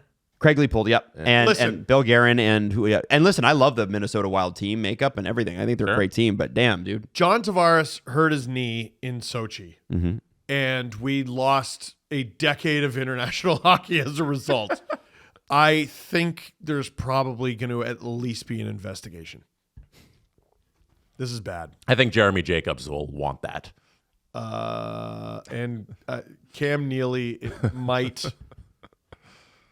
He might just anger stomp to Minnesota. Through the snow? Through the snow. The snow will part. Yeah. Out of like fear. Jesus. Yeah. Yeah. Out of fear. Yeah. Like it was Moses, Jesse.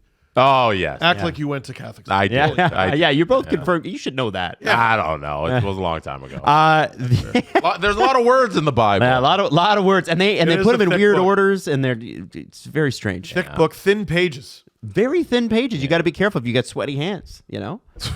Right? Just go right through the thing. You're reading the other right side through of the page, and you don't even mean to. Yeah, you can't have chicken wings and then read the Bible. No, that's right.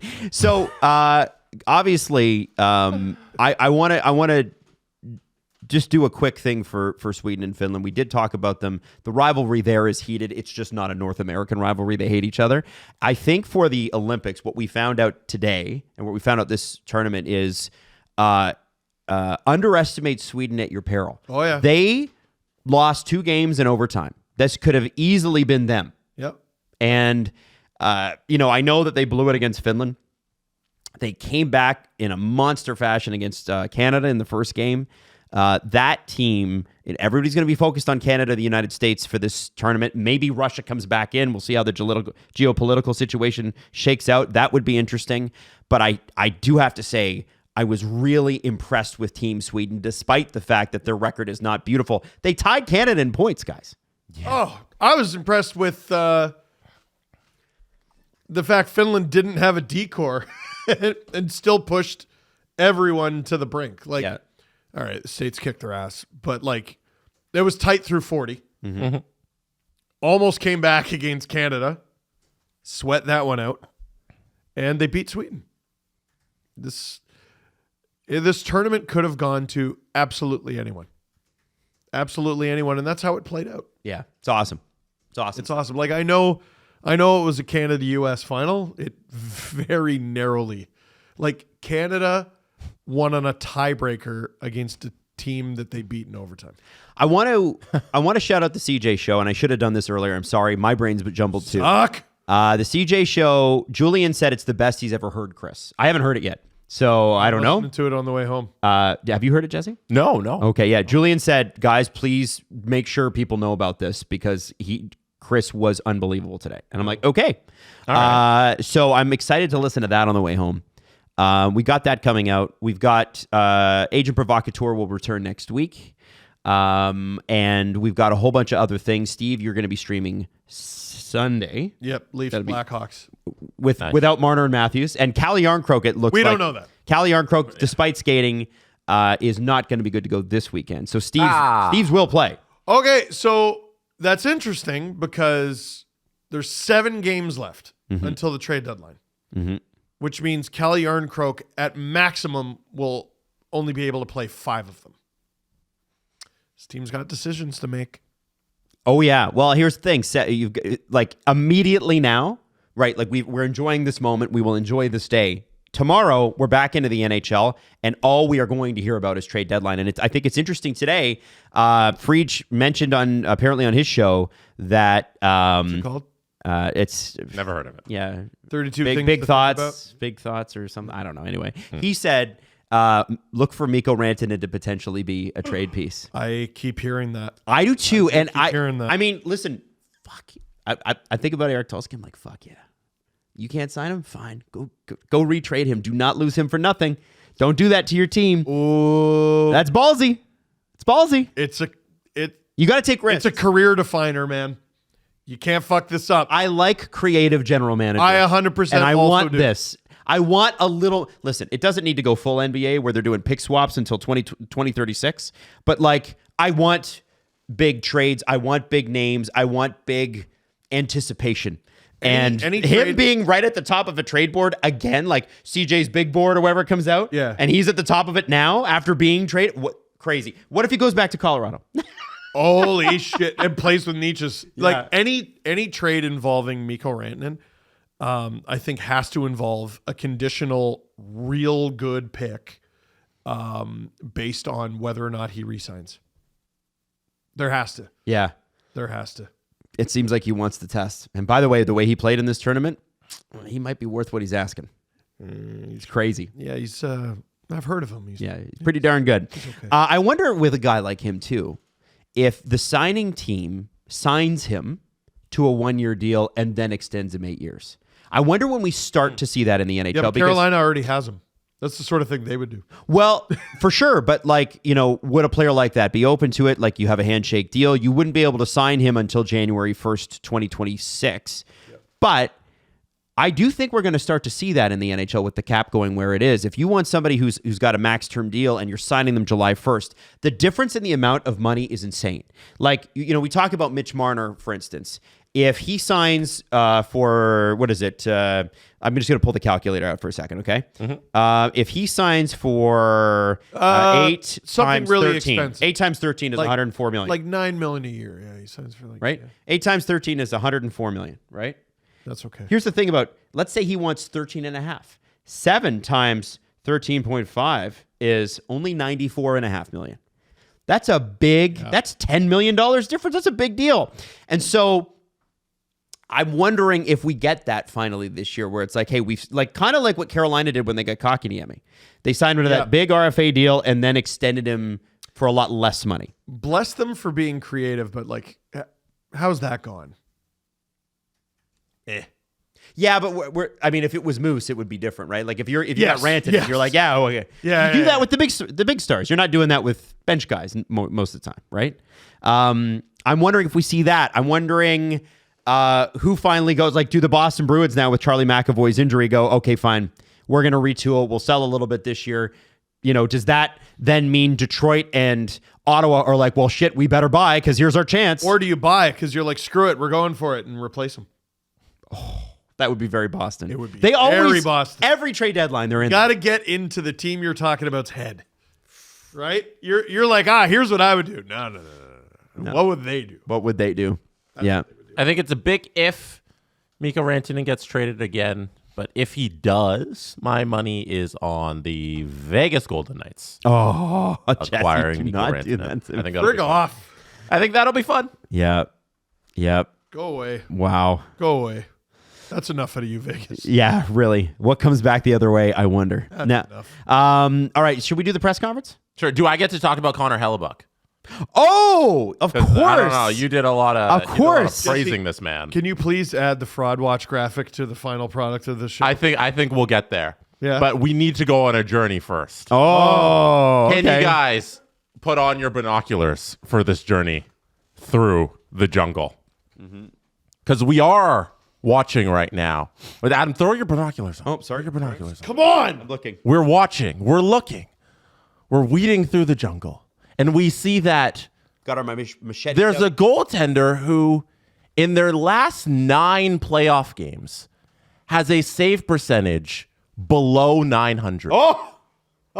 We see also out there a goaltender who has lost 12 of their last 14 playoff games. Holy shit. Jesse, why are you doing this to Ilya Samsonov? And we see a goaltender who lost the championship game against Canada. Fraud! The fraud alert has been activated. We are not watching. The alert has been hit. Connor Hellebuck. No, don't do this. The alert has been activated. You are a fraud. If it's Winnipeg, Toronto in the finals, I'm scared for our lives. Conn Smythe. Yeah. Connor Hellebuck fraud confirmed. Hella Smythe, I like Hella Smythe. Wow. If he was a good goaltender, he would have won the game. Wow. That's all I can say. Yo. Jordan Jesse. Binnington, my hero. Yes. He won it. He's not a fraud. My goat. He's the truth. Put this in the corner, Maddie. There you go. Did you make that graphic, by the way? I did. It's so good. It's a great graphic, so Jesse. good. That is high quality. If you are listening to this episode, I hope you get to watch it. Because wow, that is You activate it when you see the fraud. Man, we saw it last night. Was that a free version of Microsoft Paint that you got? I don't know what you're talking about. How'd you do that? I don't know what you're talking about. Broadcast What quality. I love about it too is like there's fraud alert, like 2 different, and you use the same picture for both of them. Like I don't know. This is just broadcast quality. Little What are to you no talking effort here. about? Fraud alert. The alert has been activated. We are no longer on fraud watch. The alert has been activated. Wow. People, evacuate your homes. We found a fraud. Connor Hellebuck. Thank you. Wow. Oh, you're a dick. The Presser. SDP. The Steve Dangle Press Conference. First question. Mitch Marner, did he really suck last night? No. All right, Next. 20 minutes. Oh, fuck. Going to our Discord.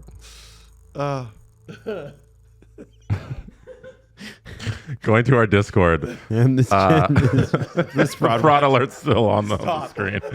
So we're off watch. We're on alert. What's the next? What's the next? What DEFCON level is next? There's got to be like 5. Oh, if he like collapses in the first round or something. FraudCon 5. Oh my God. Yeah, we got to have another level higher than alert. Because, we've passed watch. It's no longer watch. It's alert. Okay. This is from Ice Cold PT on our Discord server. Okay. During the Gary Cup stream, Pierre Maguire was mentioned. Gary Cup stream. Is that what they had the Gary Cup? With that being said, what is on the top 5 classic Steve game calls list? So they brought up Pierre Maguire because I can. So if we were to build your list counting down from 5 to 1, what are your top 5? You got to call them live on streams. Ooh, I like that. So- Top 5? Yeah. I'll expose myself a little here. A couple days ago, I called Adam in the car because I'm in Toronto traffic, so I'm just talking through the windshield. And I was like, Adam, I have this idea for a line, like if they win. And we workshopped it, and I was like, you can never have our trophy, and you can never take our country. And I was like, should I flip it? And Adam's like, yeah, absolutely flip it. And I did. And that's what I ended up saying. I thought it was metal as fuck. I think it's a really good one. The Tavares one, when he wins it in overtime, I thought was really good. Against Tampa, Game 6? Yeah, but I did this weird thing where I like clapped my elbows together around my head because I was just losing my mind. If you go and watch it back, I went like this. I don't want to feel the secondhand embarrassment. No. I know. I like watching that clip, like to just relive that moment, and then I do that, and I'm like, you dick. You What idiot. do you remember the call? No. Oh. Hard to remember that stuff. I don't blame you there. I do remember Kerfoot. When the Leafs had the 4-1 comeback against Tampa and Kerfoot won it in overtime. Okay. So what is the list? Is 1 last night? 1 is last night. Yeah, easy. 5. Where's Tavares OT winner? That's got to be like 2 or 3. Yeah, 2 or 3. So let's say 2. I do like Kerfoot. 3? Yeah. We get 4 and a 5. Last year, I know there were some good ones, but I was I don't remember last year's playoffs. Blacked out. Isla was a month and a half old, and I had a book that was due, and the playoffs. I was a corpse person. It was not a fun. It was not a fun playoff run. Almost every spring, I'm so upset when they get eliminated, and then I'm also like, okay, but now this might mean you might actually survive these playoffs. So, and I'm sure Montreal Canadiens fans, I know my reaction to Game 6, Montreal beating the Leafs. I know they liked it. Oh, when I called Arturi Lehkonen Mikko Lehtonen when he scored an OT winner in the playoffs and fucked the call up entirely. That doesn't make the list. And that doesn't make the list? No. Some people would disagree. The Montreal run, you must have had some fun games in there. Oh, yeah. Yeah. And some not fun games. Even like last season, you did all the Stanley Cup final games. Yep. Like the comeback, that 3 was straight games. Like that, there must have been some really good calls in there. That was fantastic. Yeah. That was so fun. So fun to call. It's hard to ask somebody to remember their calls without them going back and thinking about it because you are so in the moment that it all blurs together. I remember talking to Joe Bowen about that when I was working for the Maple Leafs and doing their podcast for a couple seasons, and he said, "I'm like, do you remember any of these games? Does anything stand out?" He's like, "No." Not really. He's like, I can remember eras, but I can't remember specific games because, you and obviously Steve hasn't done anywhere close to the amount of games that Bowen has. He's at 3,000 or whatever, but you're so live and in the moment that you can't remember it. You don't get the chance to soak it in the same way until you've watched it back. They showed. It's a great question, though. They showed us something in school, broadcast school. It was inside a truck, like a broadcast truck for a football game. And it was like an insane, like there was an interception to a game-winning touchdown and ready to, take two, ready to, and the guy's just losing his fucking mind. And after the game is over and they're off air, he goes, "Who won?" You didn't know who won. That's immaterial to making the content, you know? You had no idea. Yeah. Like it was just so in the moment. And I feel like I've gotten to do a shitload of really chaotic, exciting games. It's only once I can remember, well, maybe twice, a good and a bad, where I've gotten to end a game by waxing poetically about the series that was. Tampa beat Montreal pretty handily in Game 5 of the Cup final, so I got to talk about, the Lightning back-to-back. They did it in front of an empty building, and then they did it in front of their home crowd, and they did it in less than a year and everything like that. Game 7, Leafs Habs, I got to just be like, you dumb fucks. Fathomable group of failures.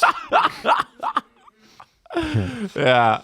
That was just a lucid experience, just talking about that damn team.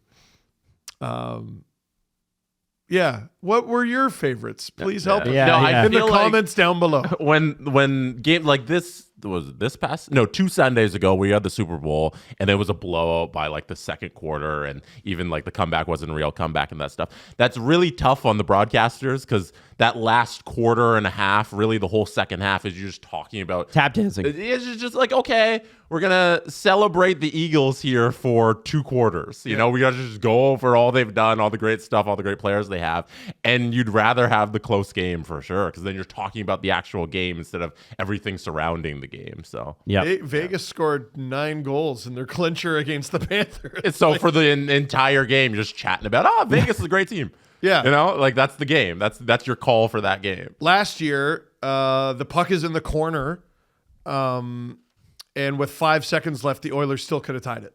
Right? So, So those are the experiences I'd rather call. They're just not as good for the health. One fun one here from Julian1124 on Discord, and then we can end it. They said, gun to the earth. You have to give one report your undivided attention. Number 1, a free agent linked to the Blue Jays. Number 2, a speculative trade involving the Calgary Flames. Number 3, an Arizona-based ownership looking into land for the hockey team. If you have to give one of these eternal dead ends your attention, which one is it? You said is it just involving the Flames?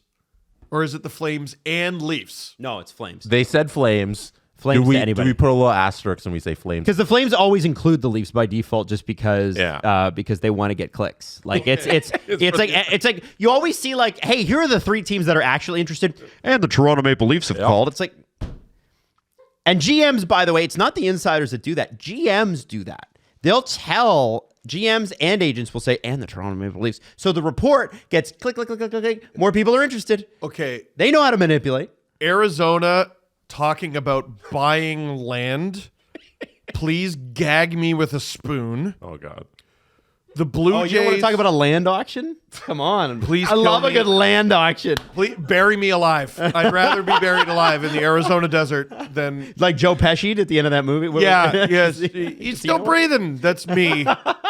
But avoiding a conversation about a land auction. That's why I got into this. Talk about land auctions. Okay, so that one's not the one. Yeah. The Blue Jays, I actually, I don't know if I'm breaking news here. I saw this really interesting thing. They're changing their logo to a cuck chair. Okay, it's just a chair to sit in while everyone else has fun. Yeah. That's the Blue Jays logo. So not them. And I think I'd go with the Flames. I'd rather give my undivided attention to the Calgary Flames probably not making a trade. What if we said it's a Flames-Leafs trade? Son of a gun! one. Then which one are you picking? Well, I'd still pick it, but I'd be mad about it. Okay. yeah, Adam? I'll take. I'm with Steve on that. I don't have a better answer. I think the Blue Jays being interested in anybody in free agency, it's me being interested in buying $1 million McLaren car. Like of course. You owning the McLaren F1 team. Yes, I am very interested. Super fucking interested. Being the boss of Lando. Man, I bet you'll be one of the runners up. yeah. Listen, if I email them, I am one of the runners up because at least I was one of You're the guys somewhere that on the list. registered interest. Isn't that great? Yeah, man. Like Calgary doesn't make me so mad because I kind of know what they're up to, or I did last year. This year, they're a better team. They're getting stuff done. I might actually believe it. Well, and last year I did believe it too. It was just more like, guys, how many times are you going to lead Elliot Friedman's segment on Hockey Night in Canada in a row? they did stuff. It just wasn't with the Leafs. 100%. Yeah. And now I'm like, well, they might be trying to buy. Calgary clearly lacks like a Mikko Rantanen star type player, right? So if they're in conversations like they were for Jack Eichel, that was real. Yeah. I can see that. But the Jays, they're one of the top 3 teams up to sign Boggs McGruff. $700 billion they're going to give him. Oh, Boggs man, McGruff can hit 242. he sure can. Easily. Man, He's fan favorite. There's Good so many defensively. boring ass Great stats. defensively. Boring ass stats that justify it. I can't wait.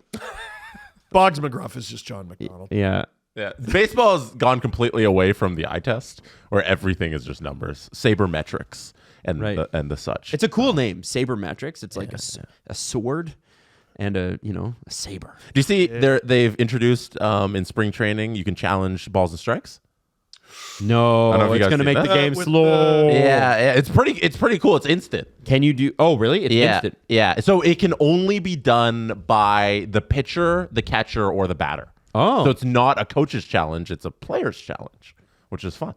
I haven't seen a player get it wrong yet, but Hey, I'm sure it'll happen. Max Scherzer, and there's a video of Max Scherzer, now Blue Jay, legendary pitcher, going head to head with Vladdy today at spring training. Oh, fun. And it's a 3-2 count. And Scherzer gets Beans Vladdy. him. No, gets him to fucking just reach. And very Vlad, like when Vlad strikes out, it's like he's going to put his back out. And Scherzer gets him just reaching. Ugly, yeah. And so I wanted to ask you guys actually about that because, we did the whole conversation last episode about it. And to follow it up, now it's come out, he's liking pictures of himself in a Yankees uniform. He's asking too much money. He wanted 13 years and that $585 million, and that's too much. And, it's so funny how that shift has happened because, if the Blue Jays had done what they should have done in 2021, they would have signed him early. That's the screw up here. Signing him now would have been an overpay. I agree, because they put themselves in that position. But there are a lot of people who are like, hey, Vlad's just asking too much money. What an a-hole. I'm like, dude, if you were Vlad, wouldn't you ask too much money? Why should the Blue Jays have to overpay for a homegrown product? I don't know, because he's going to be a free agent in November. Yeah. But I'm curious about the narrative shift that you guys think of there, just seeing it play out, because it's been my B story underneath Team Canada versus Team United States. The owners of the Blue Jays have like a near monopoly on sports media in this country. Mm-hmm. I think that's where it came from. Isn't that funny how that just kind of leaks out there and then becomes a thing? Yeah. No, the reason he's asking for all that money is because there is a team out there that will pay him that money. And that is what the cost of doing business with a player who was 24 years old when he finished second in MVP voting in 2021. I might have been 23. Like that's when you should have locked him up, because the prices then would have been like $350 million and not $585 million or whatever he's asking for right now. But even that number that's being thrown out there, because I think it was David Ortiz who threw it out on MLB Network, of it's around 585 around 13 years. That's 45 to 50 million a year, which is, I think, what you should pay for Vladimir Guerrero Jr. If he's one of the best 15 guys in baseball, let's say. Is that a stretch? No, easily. You could say that. And at hitting. At hitting, you know? yeah. That's what those guys make. Now, Like I think that a lot of these owners and the people running these front offices have in their mind that the salaries are still like, 35 is going to be great. If you're a superstar, $35 million. No, right now it's about 50 because you're paying for the future. And Vladdy's still so young. This is his first time he's 26. eligible for free agency. Yep. If you pay him for 12 years, halfway through, he's still 32, which is great for an athlete. Most MLB players don't even crack the league until they're his age. No, usually when you're handing out these deals, it's to the 29-year-old, the 28-year-old, the 30-year-old, and then you're paying them until they're like 38, 40. You're getting him for the prime of his career. Just pony up. And if it doesn't go well, at least you did it. It's just money. You're going to make it back in one off season because you're Rogers. Sell a couple more cell phones. Nah. Like $50 million a year is nothing to this fucking owner. It makes no sense. Yep. Nah, mass layoff. I hate that re-narrative. I do too, and I was surprised at how quickly it took hold. But then I shouldn't be because, again, as Steve said, they do have a lot of people. Yeah, no, everything. The weird thing that's really hard to grasp is cheering for this team is that this didn't come at the end of the season because this is Steven Stamkos at the end of the year. They can't get a deal done. It's June 28th. He's got to walk. This happened before the season started, so we have to go a whole year knowing this guy's going to leave. The memory of Vladimir Guerrero Jr. in the lineup. He's a zombie right now, but he's on our team, and we have to root for him because at the end of the day, we want the team to be successful despite how much we hate the front office and we want the team to suck so that they all get fired. We still want the team to win. So it's such a conflicting emotion right now going through this entire season. Imagine the Blue Jays are good. Ugh. They finally win a game in the the Shapiro-Atkins era, which they have not done. People like Shatkins. Shatkins. I know. I just think it's such a dumb name. Like, I don't know. I never got onto that. Yeah. And then Guerrero promptly leaves in free agency. I think if the Jays and are so good, does Bichette. If the Jays are good this year, it's mean. Yeah, but they will be. Now I think they will be. No, it's mean. What a slap in the... He's going to hit like the better than he's ever hit in his entire career, and they're just going to walk away and make more money. Have some dignity and be ass. Yeah. Don't play meaningful games in October. You guys are jerks. Have some dignity and be also, have some dignity and stink. Bichette is such an afterthought right now. Sign that man too. Like during there's a 3-year stretch where no one in baseball had more hits than Bo Bichette. Like the dude's the same age as Vladdy. And he didn't have a great year last year. Sign him now. But he was injured. He was injured for most of it. He had a very down year. Give him the money when he's kind of injured and down so you can get a little cheaper contract. Learn from your mistakes. I don't know what they're doing. Yep. Or I'm upset. Condescend your fan base and do it again. We had a question on Discord if you wanted to go there. Yeah, let's Steve, go. you mentioned it quickly. It's based off of this conversation. I'll pull up their name when I find the question. But they said, does what is going on with the Blue Jays right now worry you about the Raptors and the Leafs because they're going to have the same identical owner? Yes. No. Well, Adam's wrong. Because they don't have the same identical president. Yeah. Listen, Shapiro Same pocketbook. Shapiro is Ed Rogers' guy, right? Mm-hmm. So is Scott on Discord who said this. So is Keith Pelly. When Keith Pelly was hired, Rogers and Bell were already talking about this sale. They already knew it was going to happen. And the problem at Maple Leaf Sports and Entertainment here is that you've got a rebuilding Raptors squad, which is very expensive. Like you look at Ingram hasn't even played a game, and they're going to pay him $40 million a year. Mm-hmm. They'll pay Ingram $40 million. They won't pay Vlad. I don't know, man. And Ingram's great. Like when he's healthy, he's phenomenal. But like when he's healthy, Vlad literally plays every game. Like he misses 3 games a year. So that's already the organization's operating at a different sort of degree. I think that you look at, again, I'm going to keep going back to this. They blew out everybody at TFC. Good. And the way that Rogers, and less so Larry Tannenbaum, because Larry doesn't have it. Larry was the linchpin before. Now Larry's just guy who's going to be bought out in a couple of years. He used to be like the kind of decision maker because Rogers and Bell couldn't decide on anything, and Larry was there in the middle being like, okay, I'll kind of make the decision. Yeah, here's what it's going to be. I'm right? the extra vote. So at MLSE, you have 5 brands. 2 of them will perpetually lose money, the Marlies and the Argos. I know it was Larry that wanted them and ultimately got the thing across the line to buy the Argos. I wouldn't be shocked to see the Argos be sold to Larry's new company as well, along with, the Toronto Tempo, which is the new WNBA team that's launching in 2026. That's just pure speculation on my part, but I don't think MLSE as a corporation loves losing that much money on the Argos each year. I know that they don't mind with the Marlies because they folded into the Leafs and therefore they're profitable. Especially with the CFL being such a big TSN product. Yes. It doesn't make sense for them to own it. TFC, though, is something where they were losing a ton of money and the game sucked. And it's like not even TFC, it's like they weren't even in it. Like, oh, you got the 3rd highest payroll in the league and you're not even in it. Like, you're finishing last place. You fucking suck. Ed Rogers is looking at this and going, there is one team in the Maple Leaf Sports and Entertainment portfolio that makes money. It's the Toronto Maple Leafs. And one thing I will tell you about the way that Rogers does business is if something makes money, they make the resources available. They do double down on that. And I think that Maple Leaf Sports understands that the Raptors are ultimately, because the NBA is worth so much more, the franchise tag is worth a lot, but you can lose big with those contracts year over year. So they need to get the Raptors back to profitability and into the playoffs and going to first and second rounds perpetually every year. Toronto, you keep Marner, Matthews, Nylander together. You re-sign Nyes, you bring Tavares back at a lower number, whatever that number is, and the cap's going up.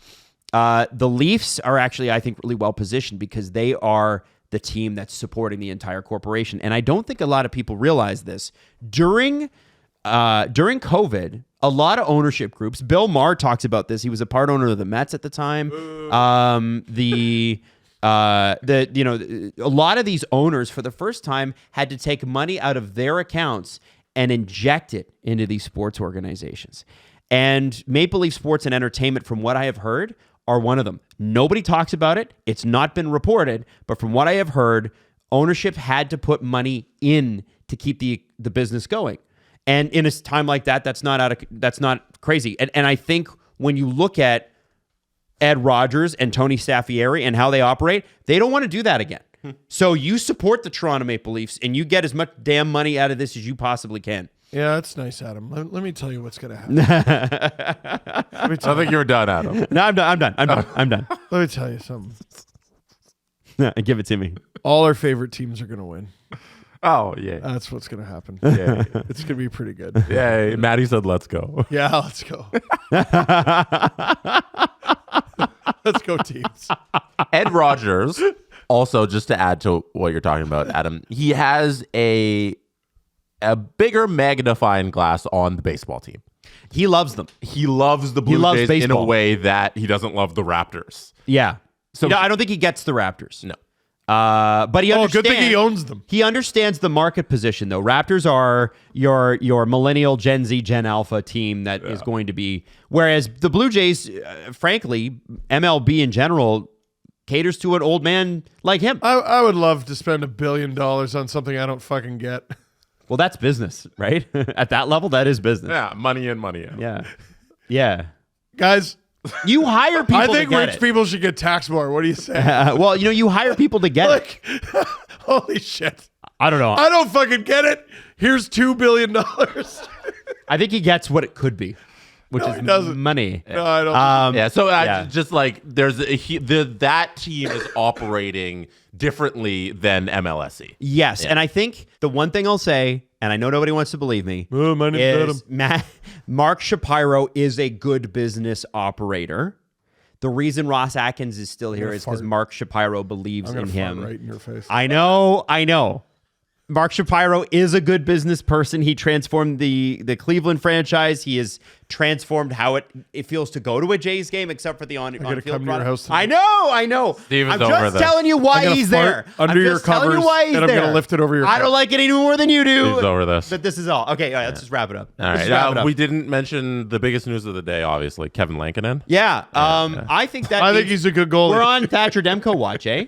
I think he's I don't really? I don't think you're having both of those goalies there with Artur Silov's waiting in the wings for that much money. That's $10 million at least. Well, what is that? And so I mean, any team would be happy to have Thatcher Demko if he's healthy. So my question is Lankinen's been great. Is Lankinen now the starter? Is Thatcher Demko more injured than we know, or is he up for trade? Because I can't see them keeping both. So Thatcher Demko is in okay, injury liabilities aside, he's in year 4 of 5 of a contract that pays him. Yep. That contract's already expiring? 4 of 5, and it only pays him $5 million. If he's healthy, that's a crazy asset. Honestly, Or just keep them both. Yeah. $10 million in your goaltending?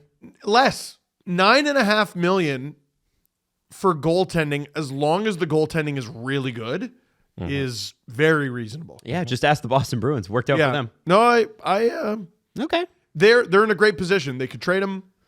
They could keep him. No, great position. Trade you, I wouldn't though. You can never. I wouldn't. You love me too much. All right, let's I hope you have a great weekend. We actually have some very exciting news to announce Monday. Yeah. So there's some stuff to announce Monday.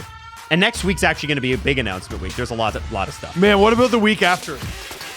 Might even be better. Oh, man. The Steve Dangle Podcast. Follow the guys on Twitter at Steve_Dangle, at Adam WYLDE, and at Jesse Blake. Connection complete.